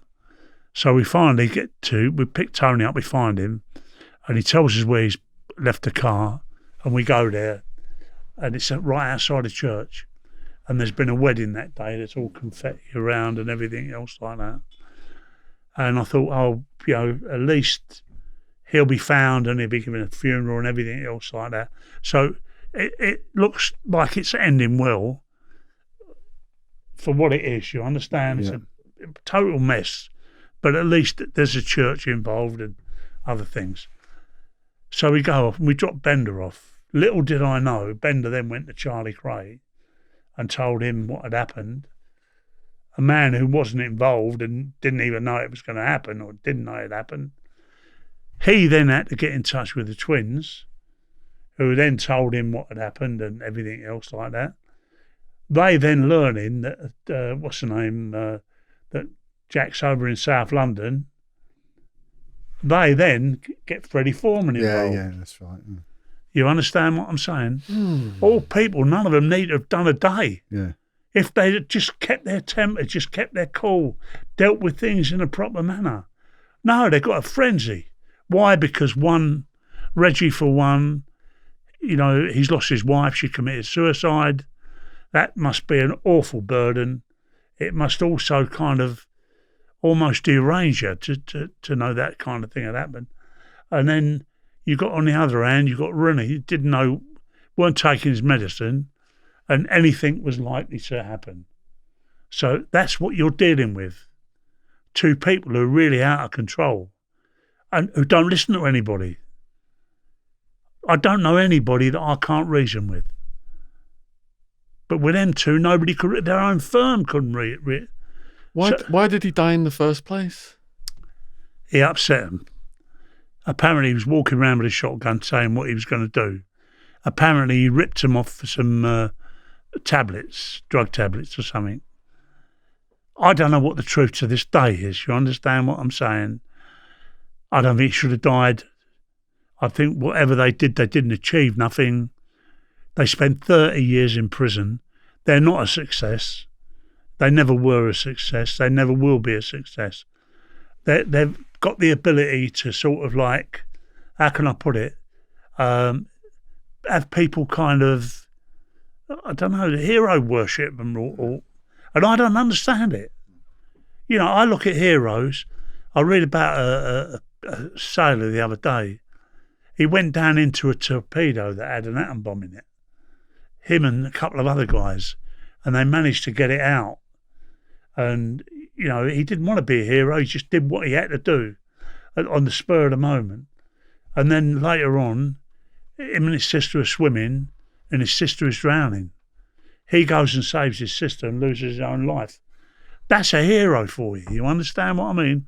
A guy on the front line, you know, out in wherever it might be today. You know, they're heroes. Not some politician who hasn't got a bloody clue. You understand what I'm saying? Is only in it for the money, you know, and the good times, sit there, go to sleep, here, you know, and all that rubbish. No, go down to where them people are and become like them, become a proper hero, care about people, save lives. That's important. Yeah. You understand? Without doubt. You know, there's a fella on Russia Today, the news channel, did a documentary on a bloke called Gennady Mokalenko, and he's a pastor, ex-army guy, and him and his missus go on the streets of the Ukraine, Kiev, and get all the drug-riddled kids that have been used in prostitution, take them in their house, and he goes and finds the paedophiles, their pimps, and beats them up, and takes them to the police station and books them in himself. And he's got like 40 kids living with him. He borrowed money off the Russian mafia, couldn't pay it back, but when they found out what he was doing, they built him an orphanage.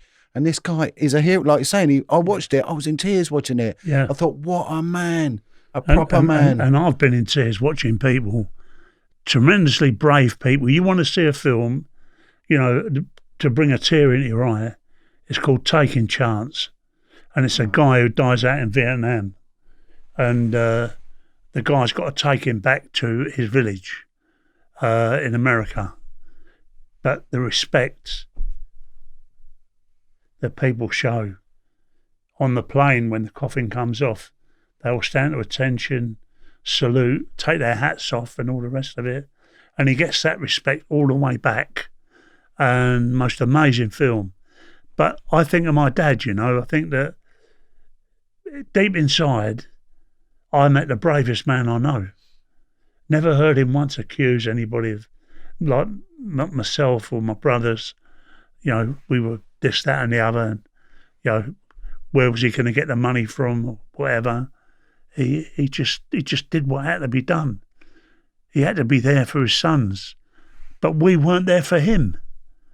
Do you understand me, Shaun? We weren't there for him. Yeah. We took him into prison. He might as well have been sitting at the table with us and eating, because there wasn't many times when he wasn't sitting there in his own mind. It broke my heart when my mum flew 5,000 miles to see me in Arizona prison, and I saw her just sat in the visitation room, all just looking all sad. And I still think about that. And you looked at her, and I put you here, basically. Yeah, I put you here. But most people, you see, they don't think about that. They don't think, what have I done? It's somebody else's fault. My missus let me down, or something else like that. They don't think, when I go into prison, that person, the person I'm supposed to love, is coming in with me. Did I know anything about love? No, I didn't. Did I know anything about life? No, I didn't. I'll tell you why. I was too busy messing about and doing rubbish. The bottom line is, love is something so special. You never meet it till you're ready to meet it. And when you meet it, you'll never be the same again. It just is something that lifts you out of rubbish. And it makes you look at life as a much, because you look at things in a way that you learn about women. It's not about getting into bed and doing all that kind of stuff, but you learn that they have their differences to you, the way they think, the way their body kind of, how can I put it, the different things they go through emotionally and all the rest of it. Like guys, we got our own thing, we got our own stuff that we go through. We don't tell them. But when you love somebody, you do talk. And you can look at these different. So if she snaps at you and calls you everything under the sun, it's water off a duck's back, because you're going to have your real wife back next week. She's just gone for a week. The devil's got her. You understand what I'm saying? That's part of life. But the other part as well, it's not about you. It's about a collective group of people. I hear lots of people talking about community. Where is the community? The lay community needed help. Who came? Nobody came. It went down the drain. They're hoping to open it up again in a very short period of time, maybe a year, and it'll have between 20 and 25 people. It'll never have to 50 again unless the funding can be found to do it. They would rather spend fortunes putting people away and giving them no hope. So they're topping themselves and doing this, they're doing that. But that's okay, you understand? Because when you top yourself, we just got rid of another problem over a longer period. But rehab, it doesn't cost the end of the earth. You've got recovery going on. They'll get into that person's mind. They'll get him to a place where he's never been before. And do you know the place? Into him. Everything's my fault. It's not her fault. It's not that person's fault. It's my fault. And I can stand on it and I'm going to own it. And from now on, I can move forward. Yeah, there's huge money in locking people out. It's just a business. It is a big business. You mentioned Freddie Foreman then. Yeah. A lot of the young people watching this probably aren't even familiar with him. Can you just explain who he is and what his role was? Well, he had no role. Like Charlie Kray. I'd never met him before in my life. And when I see him in the dock, I think, well, what are you doing here? Who are you? But apparently he was a well-known character around South London or wherever.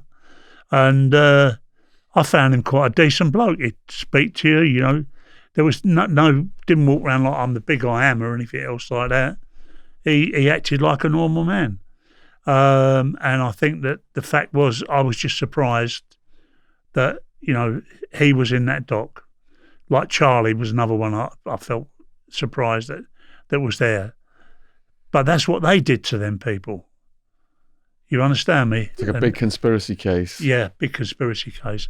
And I can remember my deposition said, we know you had nothing to do with this, tell us about it.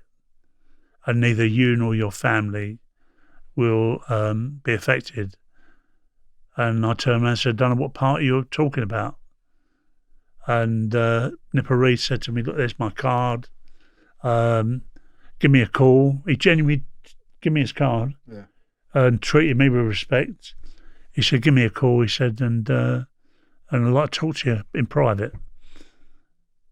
What I did, I went and saw Violet Kray and told her that I'd been arrested in Birmingham, brought back to London, and and I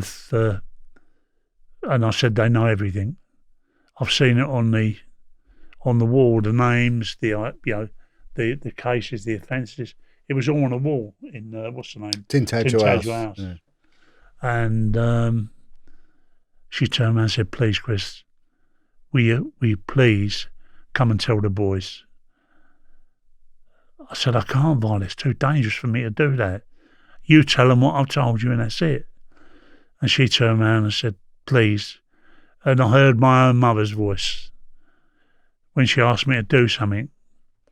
So once more, against my own judgment, I did it. And I went and saw them. They were absolutely over the moon. You know, Chris, great to see you. How you doing? And all the rest of it. And his girlfriend, Carol, she was there as well. And, you know, she thanked me.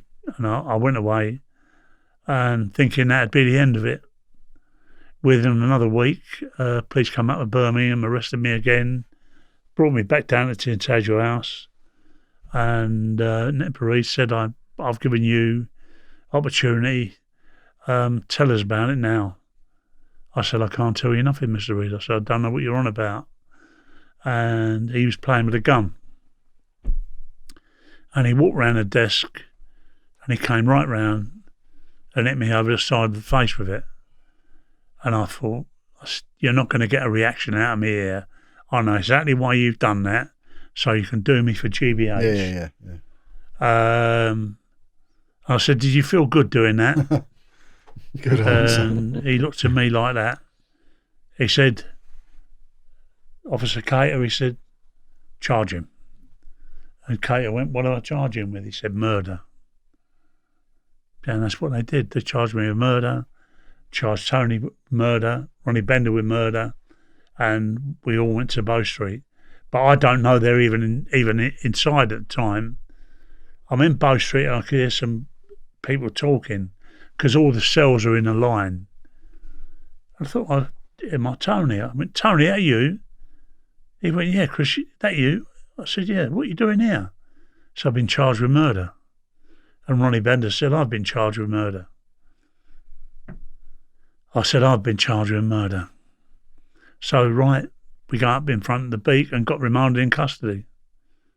And the following week, when I meet everybody, like I've just mentioned, met the twins again, Freddie Foreman, Ronnie Kray, Charlie Kray, and all the rest of them. It just was a total mess. And that's genuinely the way it happened. And what was the morale like of the co-defendants at that point, were you thinking? No, listen, we were on top of the world. We could not let ourselves down. We had to keep our spirits up. Ronnie Bender was a great comedian, ex-soldier, knew how to make people laugh and everything else like that. But it cost him another, 5 years, because the judge, Melford Stevenson, didn't take kindly to some of his comments and gave him 20 years. 20 years. Have you got any examples? Yeah, pardon? Have you got any examples? Well, just something, look at him and you'd be like, he's got dodgy eyes, hasn't he? And all things like that, you understand? You seen that gesture? He just made the jewellery, he just lifted his eyes up and like that. Whenever one of our people were talking, he's just, he's thrown them all over the place. He was like a character. And then, when we came down to cells, the twins would go around rubbing your neck and getting rid of tension and all the rest of it. Little gestures and things like that. And going back in the coach, we'd all sing It's a Long Way to Tipperary. Oh, Mother Brown, drawers are falling down and all that kind of thing. Did you think you'd win the case? I think that we would have been chucked out. I thought we'd been chucked out. I'll tell you where it fell down. You've got to look at this trial. It was like no other trial there ever was. What you've got is you've got a bottle of water there and a bottle of water there. That one is the McVitie murder. That one is the Cornell murder. That happened in the Blind Beggar. That happened in Evering Road. One of the people in that murder had nothing at all to do with this murder. Knew nothing about it, didn't even know it was going to happen. Yet he is sitting in the dock. Joint enterprise. You've got the people involved in this, like myself and others, had nothing to do with this, didn't even know the krays at the time. But it don't matter. We're all going to sit in the dock together. The witnesses in this case, most of them are people who have turned Queen's evidence. They're more guilty than the people sitting in the dock. But they're not sitting in the dock, they're free. Mm. One of them actually said, I held Jack the Hat while he was being stabbed. Well, that message was quite clear then, wasn't it? Yeah, it was. So it was obvious, yeah? But, so I felt the evidence in that was going to be quite poor. It could be challenged. And what was the nature of the other murder? But the other murder was a shooting in the Blind Beggar pub. They walked in there. Ian Barry fired a shot into the ceiling, apparently, so they say. I wasn't there, I can't say. And Ronnie Kray walked up to George Cornell and shot him through the head.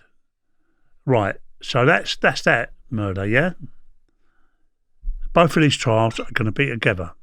Never happened before.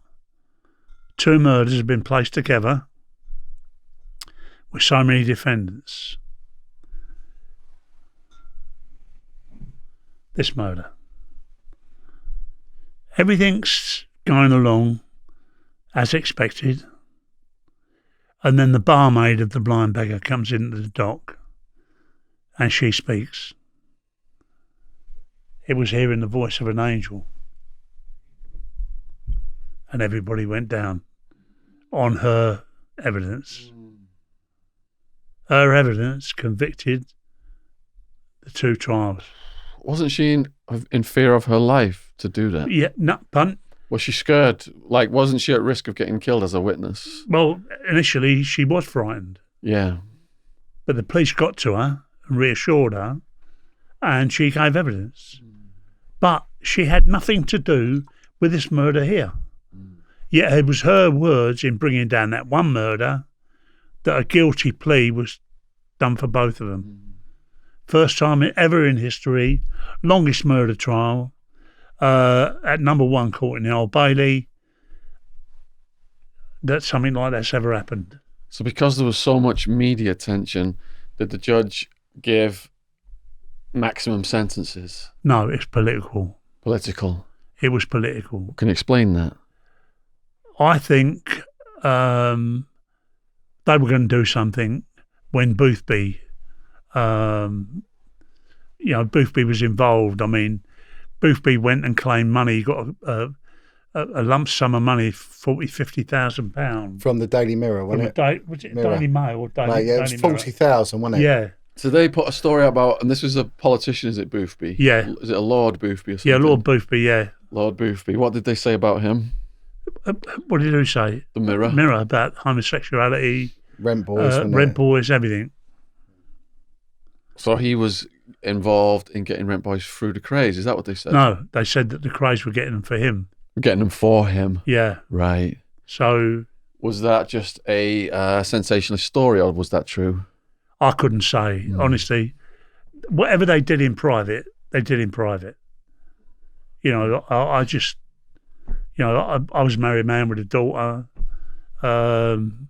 Most people in the firm had children and all that kind of, it ain't the kind of thing we thought of in them days. But the thing is, Shaun, it's like when you spoke to like myself and Maggie, what we exposed went into Parliament.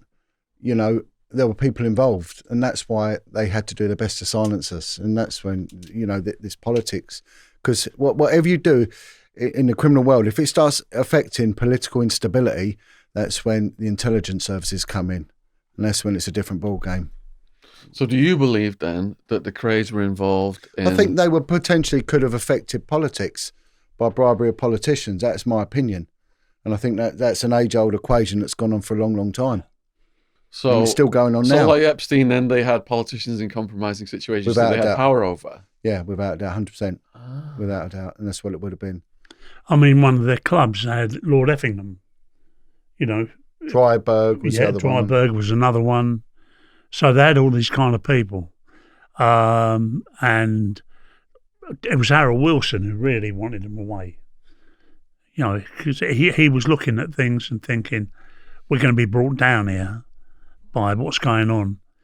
And he talked to, I think it was Simpson was the... Yeah, I think it was. Yeah, the commissioner or whatever it was, yeah.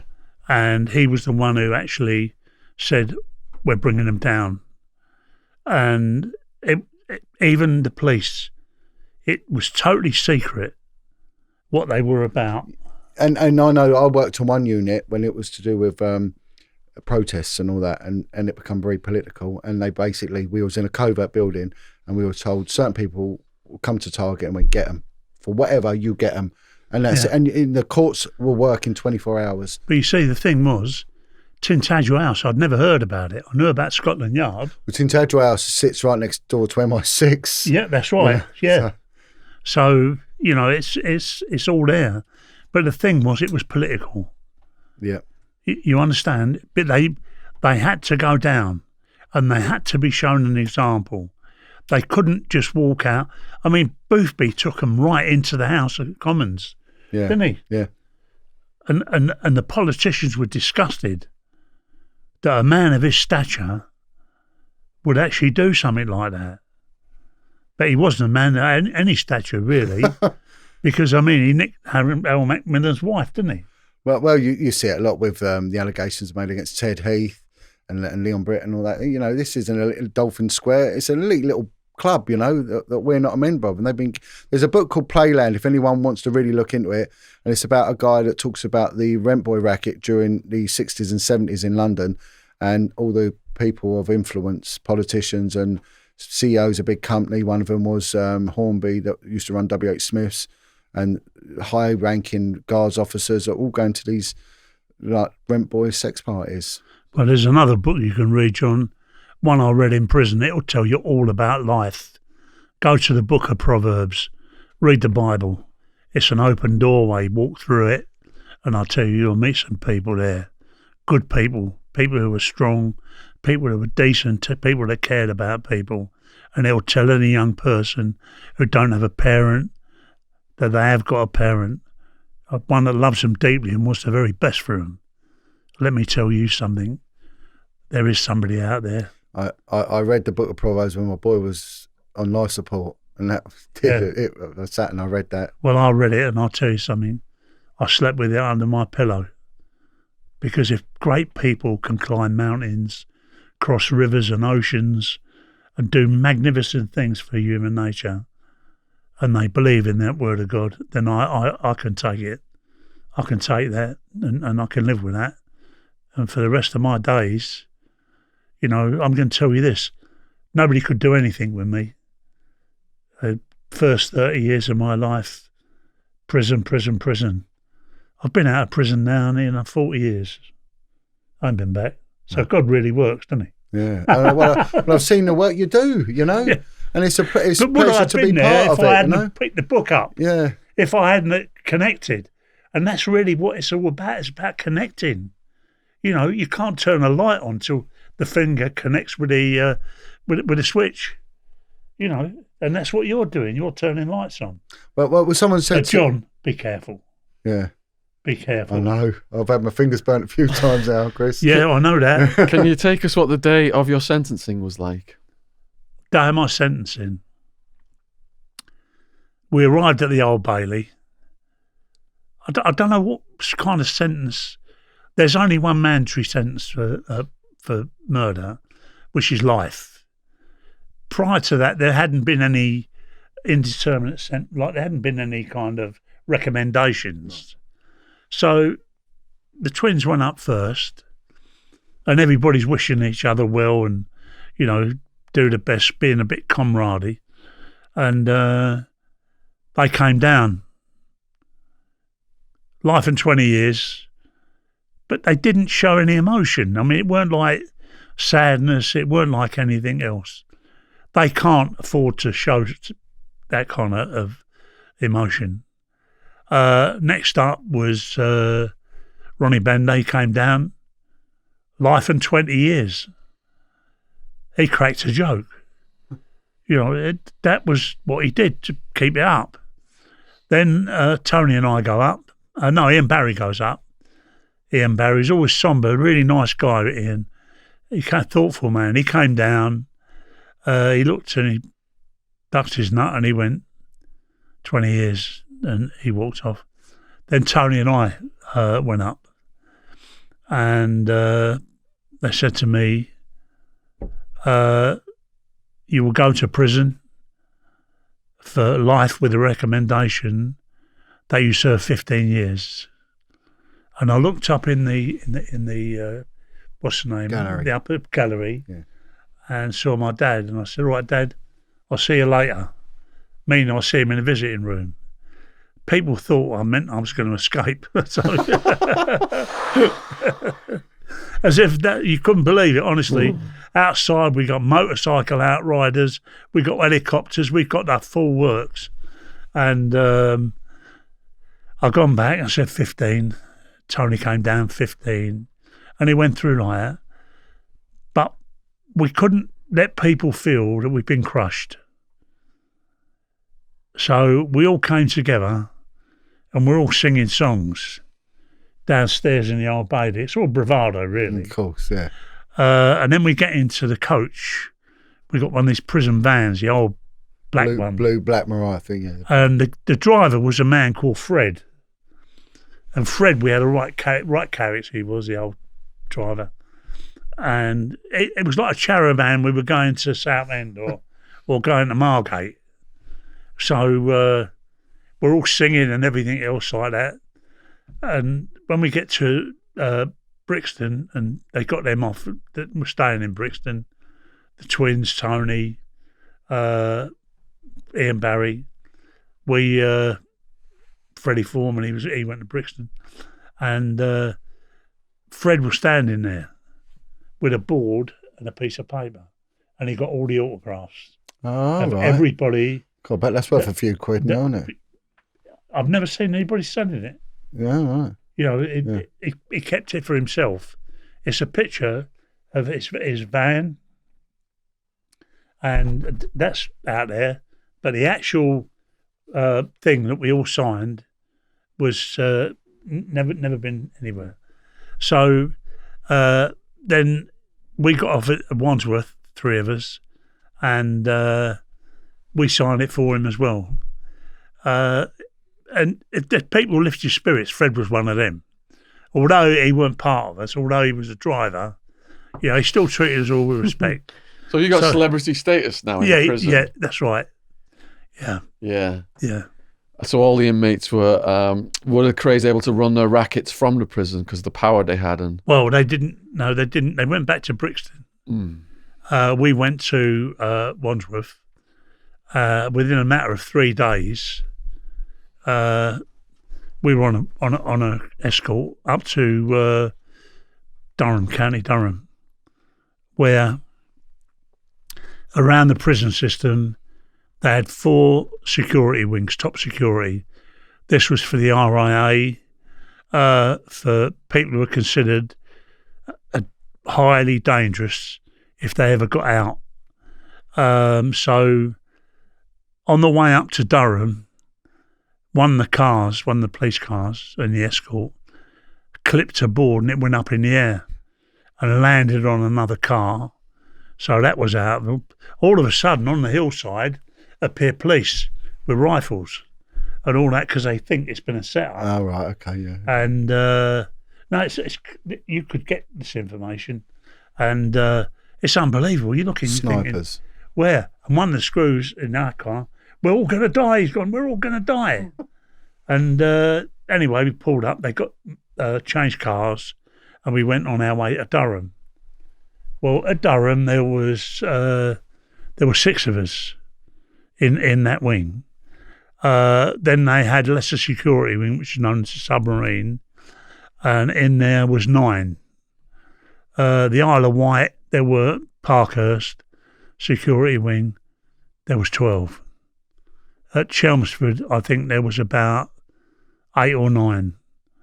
So we were amongst the top 35 criminals in England, and we were all separated from the normal because they knew there would be hero worship. They knew there'd be this, that, and the other. So they got to keep us separated.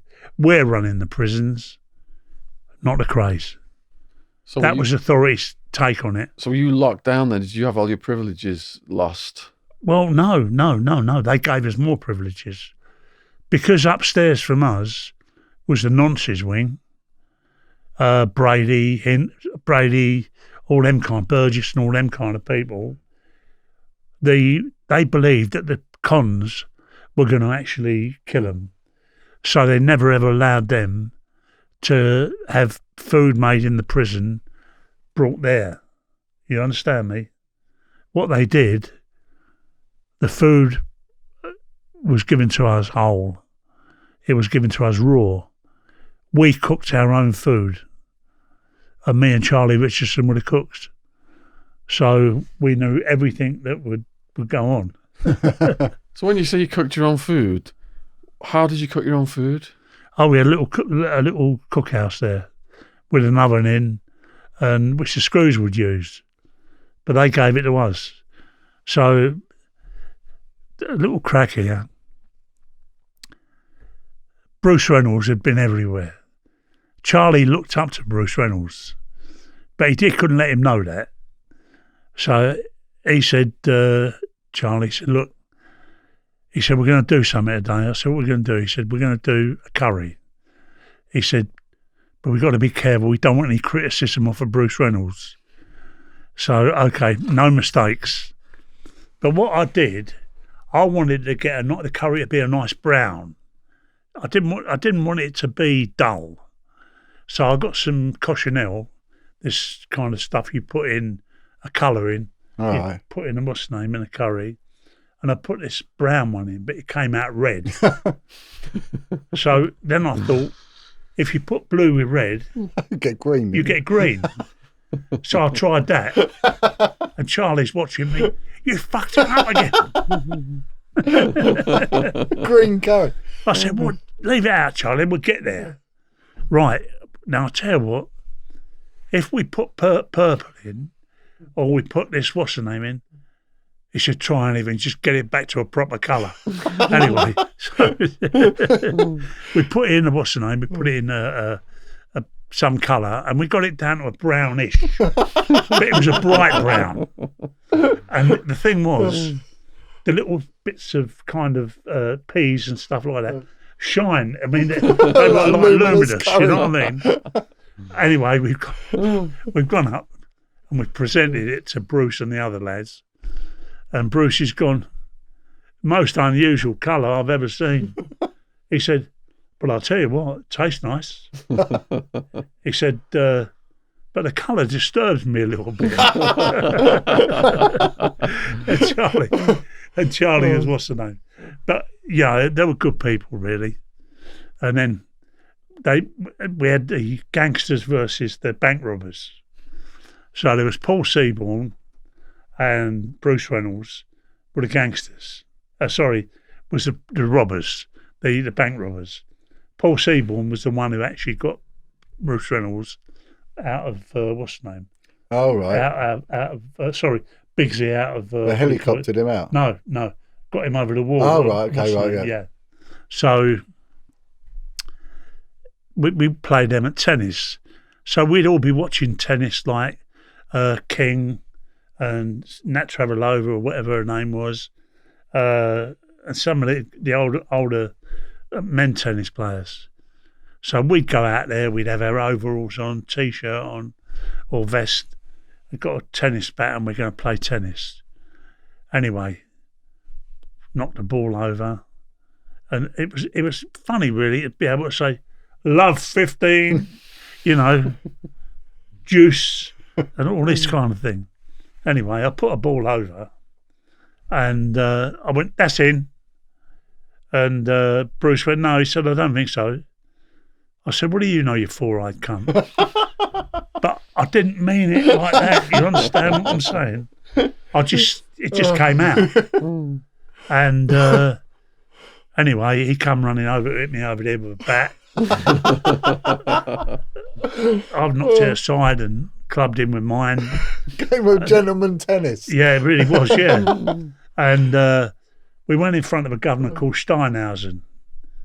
And Steinhausen said, worst things have happened at Wimbledon.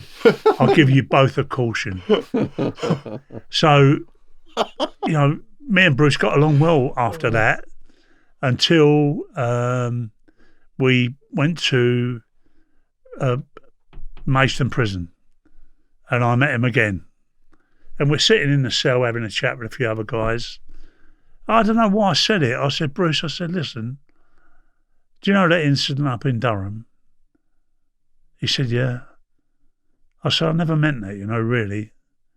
It was just came out. Heat of the game. So I said, I'm sorry about that. He went, do you know, Chris? He said, I've waited a long time to hear that. I never knew saying something to somebody like that could wound somebody so deeply. But we became very good friends. I went to his funeral. His son did the most marvellous funeral for him. In best one I've ever been to. Really put an awful lot of effort into it. A lot of love for his dad. It was wonderful. And Bruce was a very good friend, decent man, honourable. just he should have stuck with bikes, building them, selling them, and everything else. He'd have built himself a small fortune. Just the way some people walk down the road and it's the wrong road, and that. So, and all in all, it was a game of tennis. And then, do you know what a screw did? He sold it to the News of the World. Yeah, honestly, Really? that's what screws did. Yeah. The only I bet way they they did, could yeah. get information out of prison, being top security, was if they picked up the phone and given the information, and they did. Well, Did you meet any other high-profile prisoners? yeah, I met loads of them. Who were the most famous or notorious? The most notorious, I don't know. We were the most notorious.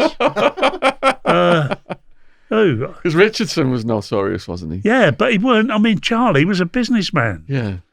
He never. You've met his wife. Yeah, she's lovely, isn't Lovely. she? She's a good woman. Yeah. She kind of Veronica's brilliant. I mean, she just, she wouldn't be with Charlie if he was an animal or anything else like that. He's a decent man. And then who else? Roy the Weasel, Roy James. He was like the getaway driver. I met what's the name? Biggsy. Ronald Biggs. Yeah, Ronald Biggs. What was he like? Nice bloke. I've got to say, when I'm speaking to them, I'm from their world. You understand what I'm saying? They know me from prison. I know them from prison.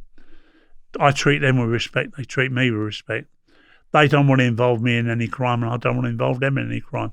So we've got a place where we all meet, mainly at charity events. Yeah, it is. Yeah. And everybody does treat people decently. Yeah, they do. They? Yeah. It's nice. So that's great. I mean, people come along there. They come along there just to, I don't know, just to like invest a few pounds, buy books, buy memorabilia, listen to people talk. The greatest is what they love doing is taking photographs. Yeah. And the other thing is getting you to sign all bits of paper and books, which they then put on eBay. Did any of your time overlap with Bronson? Never. He wasn't in when I was in. But I will tell you about Charlie Bronson. One of his representatives, a guy called Gus, came to me and said, "Chris, I want to give you something." And he gave me this £50. He said, "That's from Charlie towards the charity." He was there. Oh, I didn't go. It was the other week, wasn't it? That's right. I missed that one. Well, and he gave me that. And when he learnt that we was at that the old Manor were having an auction, a charity auction, selling paintings and things, Charles Bronson sent about 4, what's the name? Yeah, his paintings down Wow. to encourage it. And also, Tony Turner brought one down. Tony does a lot. He needs a good shout up, Tony. Yeah. For what he does. But no, all in all, it's it's what it is. But so many of them, I mean, he's seen as being beyond redemption. Bronson. He's never killed anybody. He's never really harmed anybody in prison that they've gone into a hospital or anything else like that. He's never another con, so he's gone out the door and been so badly damaged, never walked again. They've given up on him. But I hope he never gives up on himself. He lives in his own little world. He does his art the way he sees it. And he puts it in words and numbers, doesn't he? He does all that kind of stuff. But he's always there with people. I mean, he got married. What happened there was just so tough for the guy, you understand, to deal with. She married one day and then she's out partying over in Spain the next, and then it's on all the papers, front page. It wasn't a good thing, you understand? So that guy's got to deal with that and deal with it in prison. Now, he has dealt with it. He's at Woodhill prison now. You know, lots of people write to him just to encourage him. And if anybody, you know, wants to write to him, he loves getting a letter. And he responds to them as well. So, you know, I just hope to God he gets a chance. Yeah, mail is like gold in prison, isn't it? You see the fellas looking at the guard. That's right, yeah. And they're sad if they don't get any. That's right. I mean, a letter means so much to a man. Yeah. Well, they've got nothing. But when they pick up that little piece of paper, at least somebody cares, doesn't it? And that can mean an awful lot. That, you know, for me personally, I'd like to see Charlie go to somewhere like Yeldor Manor, where they nurture him, bring him into the community. But he would be prepared for that whilst he's in prison. They'd take him out for a day somewhere. Let's see how he responds. We would rehabilitate him. Instead of having him sitting in a cell, not talking to anybody, not meeting anybody else, only prison officers, it's, you know, ain't giving anybody a chance. It's a waste of taxpayers' money. It is a waste of taxpayer money, yeah, it really is. He's done 45 years. Yeah. So I've watched these various movies about the Krays. Are they realistic? And have you watched them yourself? And what do you think? No, I mean, I had quite a bit to do with Legend, and I still meet up with the producer, Brian Eglin, and what he wanted a story. He didn't want to go along with the violent part, although that was part. It couldn't all be about that. It had to be about something else. And I was telling him about Frances. And now, in my opinion, what happened was her going down brought us all down. And Reggie couldn't handle it. He couldn't deal with it. And he just was a loose wire, really, in many respects. No, I think that Legend is a love story. I think the other Kray films I've not watched them really. I'm not interested. Because it seems everybody's jumping on the bandwagon and nobody's telling the real story. It's the way they see it. They weren't there. They weren't sitting in the dock. They weren't observers. Many of them weren't even alive. They weren't even born. So, Shaun, that's my opinion. Well, it's good you've brought the authentic version here today. Yeah, well, I've done my best. You certainly have. To people watching this, is there anything you'd like to say to them? Yeah, I'd say this. You can judge me if you like, and that's only rightly so. But, you know, I don't give up on anybody. There may be somebody in your community that you're looking down on, that may be a person that's helped somebody, done something, you've never seen that. All you ever see is the bad stuff. Given a chance, that person might change. Might be a youngster. He feels he don't belong. Make it help him belong. Form a community that cares about the community. Doesn't care about those with money. Doesn't care about those that have got a bigger and better house. Care about the guy who ain't got no house. And he'll thank you. And if you want to support Chris, click down into the description box below this video and you'll see the links to the work that he's doing now. And just to go over to you again, John. So your podcast went up about 2 or 3 months ago. Yeah. Hundreds of thousands of views. It's been one of the fastest watched ones. What have the responses been like for you in your life? Been fantastic and positive. You know, like I say before, I've had loads of nonsense thrown my way, but I've been getting a lot of stuff coming from America, Canada as well. A lot of victims of abuse getting in touch with me, and just encouraging me to continue. And when I get it, it goes a long, long way. You know, so it's been really, really good. And the other thing is, I've sort of done an interview now with. You know, a good friend of yours, Pepsi Watson, Adam Watson. We'll put the link to that interview in the description box below this video with Pepsi Watson. So please click over and support Pepsi's channel as well. And that's what I was going to say. You know, what Pepsi's doing is fantastic because he's really getting out there as well.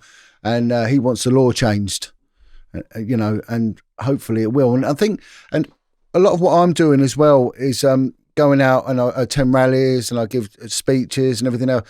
And I'm getting a lot of people that have fallen foul of the family court system, the criminal justice system.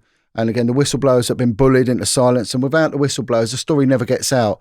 And what we're looking at doing is getting the law changed, because Parliament is totally unaccountable. You know, this is absolutely outrageous. They are just running roughshod over everything. Again, we discussed this a couple of times about attitude towards policing, me and Chris, and you said to me, Chris, that the one thing you didn't like were the corrupt ones, like the flying squad and the regional crime squad, whereas we need coppers on the street. Yeah, that's right. Yeah. You know, and when people are reporting rapes, they need a team that's specialist in dealing with rapes that will listen to them. But the they other day, ain't about. John, can I just sorry to break Of course. In, yeah? There's a woman, she's a reporter for the Newham Express, and she's telling me about this woman that she was talking to.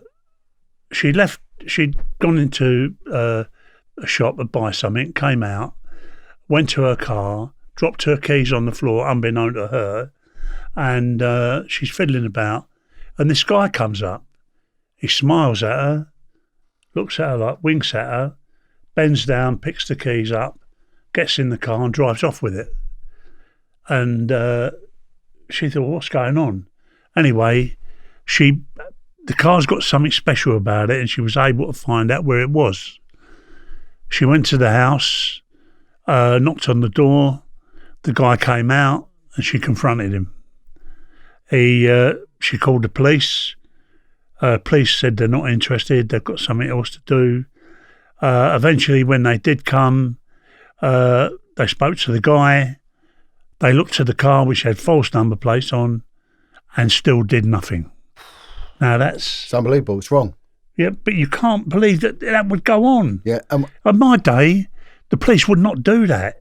The police, if you make a telephone call, they're there in minutes. Yeah.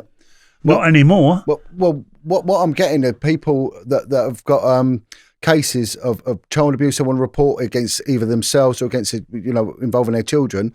And the CPS now are only running with cases that they know they're going to win, which is like almost a civil court thing. 51% we're going to win, we'll go with it.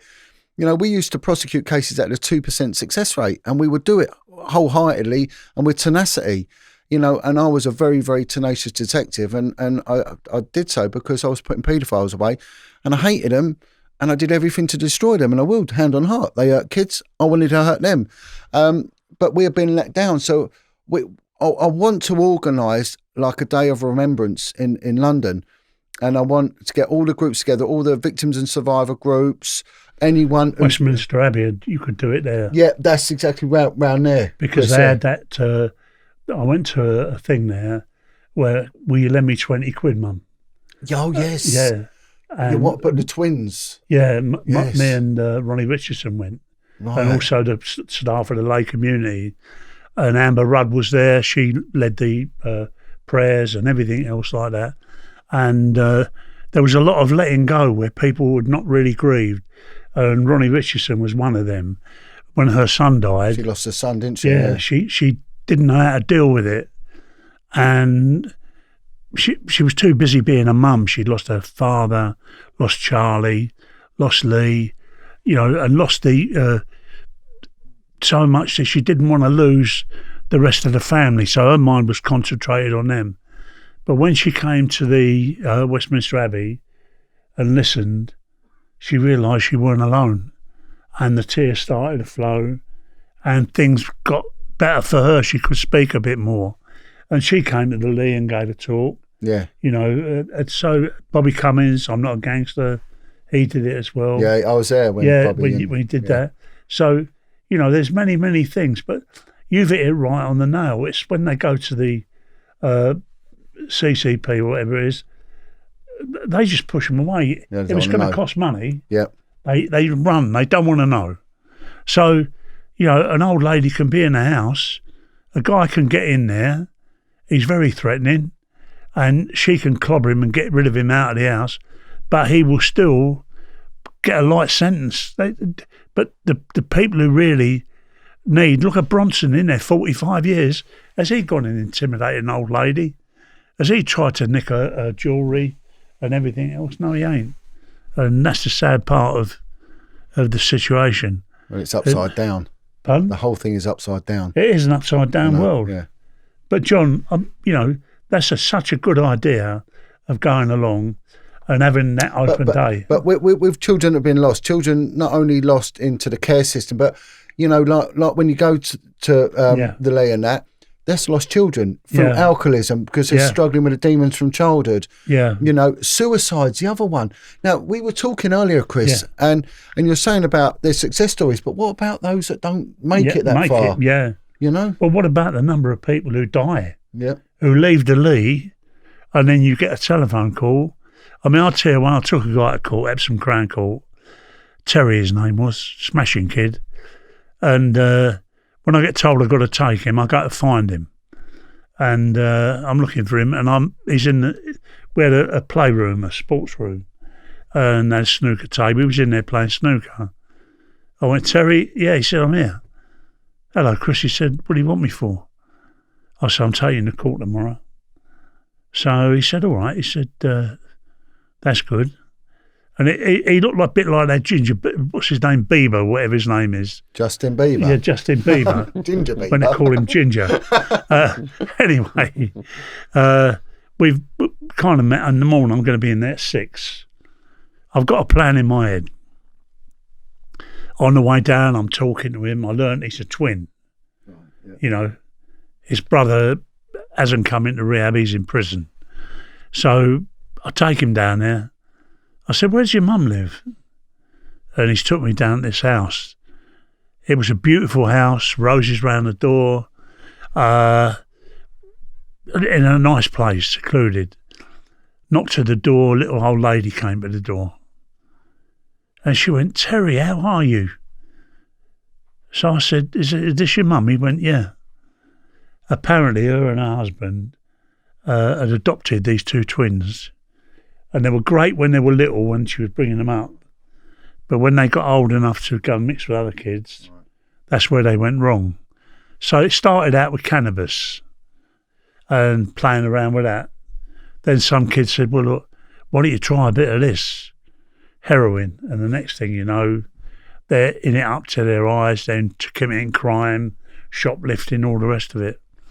So she said, I tried everything I could. And her husband worked for British Aerospace. He had a heart attack and died. And I felt real sympathy for this woman. So I kind of thought, I'm going to get Terry back. And I did, and the judge listened. And I felt so honoured and proud for that day. So we got him back to the lay community, and he was doing great. I'm chuffed. And my coward came in, the probation officer. And he went, Chris, he said, I've got a letter for you. I said, have you really? I said, what is it? And it was a letter from Surrey Probation Service. It said, we're sorry to inform you that Terry died of a drug-induced asphyxiation. He knew there was a better way and a way that would be successful, but he couldn't let go of the old ways. He topped himself. He topped himself, yeah, God. by taking drugs. Yeah. But what it did, in fact, intoxication is they take too much, but then they swallow and they choke. They choke, yeah. They choke on their own. They drown on their own. Yeah, that's right. And that's, for a lot of people, that they leave and they mess up entirely. And you feel really sad for, a young girl, and sort of like you go in and she's cutting herself to pieces. And you ask why. It's because she hates herself. You understand? She doesn't find anything good in her life. And then you meet her outside the church and you say, how are you, Lisa? I'm happier than I've ever been. I've got my little dog. I've got my boyfriend. Everything's working. It's wonderful. Then you pick up the paper and you learn about 2 years later that she's actually tried to burn down an Asian. I remember this one, yeah. Yeah, an Asian shop for whatever reason I don't know. And then she goes to Broadmoor. In Broadmoor, she commits suicide. But this was a girl you would have trusted with your children. She'd have been a nice, person and would look after a child. But she was somebody who, how can I put it? I never heard a swear word come out of her mouth. It's Sometimes some of the best. And I took her. I'll tell you what I did with her. When they turned around at Lee and said, "Look, we can no longer have her here because she's cut herself so badly." I went to the hospital, John Radcliffe, where she was, and I picked her up from there, and I took her to the Jesus Army on the Woodstock Road. And the pastor there turned around and said to me, "I'm trying to, point out how much help she needs. She's in deep, deep trouble. Can you open the door and let her in?" And he said, "Chris," he said, "you're not selling her to us. Let her speak for herself." Because he knew how desperate I was to get her in. And she spoke and she said things. And he said, "We welcome you into the community. You'll stay here. You'll be working with the other ladies. You'll be with the ladies in their dormitory. So, yes, you got a place." And as a reward, she called me to their place in Northampton. The Jesus Army have a meeting, a big gathering. And I went along to that. I said, "Why did you invite me here?" She said, "I want to say thank you." So Jesus had a plan for her life. I had a little girl in care that we helped, and to say thank you, her and her sister, they were travellers. I went shoplifting and nicked me some cider. Well, with Lisa, I'll tell you what happened. She left the Jesus community to go back to Peterborough. And while she was up there, she got some drugs and brought them back to the community. They couldn't have it. Kicked her out. And they didn't kick her out. What they said is, "We can take care of you in the community. We'll help to get all your benefits together. We'll help you with finding accommodation. We'll do everything, but we can't have you in this house." Yeah. And so then when I saw her, that was about a year later, she'd met a boyfriend, she had a nice place to live, had a little dog, and that was it. And then to learn she committed suicide in Broadmoor was a terrible tragedy. But that's what it goes. If you choose to walk the devil's path, you're going to pay the devil's price. You understand what I'm saying? And I once said to a kid, I said, "Tell me," I said, what is heroin like? He said, "It wants you, it wants your wife, it wants your mother, your father, it wants your whole family, and it wants everything you got." That's what heroin is. Yeah. It's the devil incarnate. So, I mean, that was it. But it's terrible. A lot of the street prostitutes are all on heroin. But the thing is, I mean, like I said before, I'm sort of like at a place now where I'm more near the end than the beginning. But you've got an awful lot to do, John. Yeah. You understand what I'm saying? And I don't think there could be any more moving than to have a group of people go into Westminster Abbey and bow their head for every child that died. Yeah, every lost child. You understand what I'm saying? No, I agree. And you could call it every lost child. Yeah. And I think people would travel from one end of England to the other. Yeah, well, I hope to so. go down, standing on her. Yeah. With them children.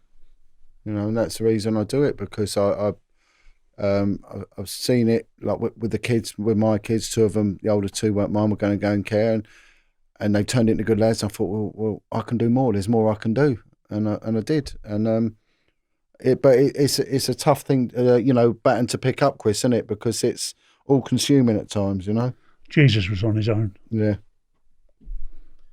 You're not. And we've got John scheduled to come back on the podcast. So if you have a question for him, please put it in the comments section below this video, and I will put your questions to him in the next podcast. So, fellas, you've been very generous with your time, Chris. Take it easy. God bless. Yeah. Cheers, Shaun. Thanks, mate. Thank you very much. Please put your comments below this video if you've enjoyed it. Thank you.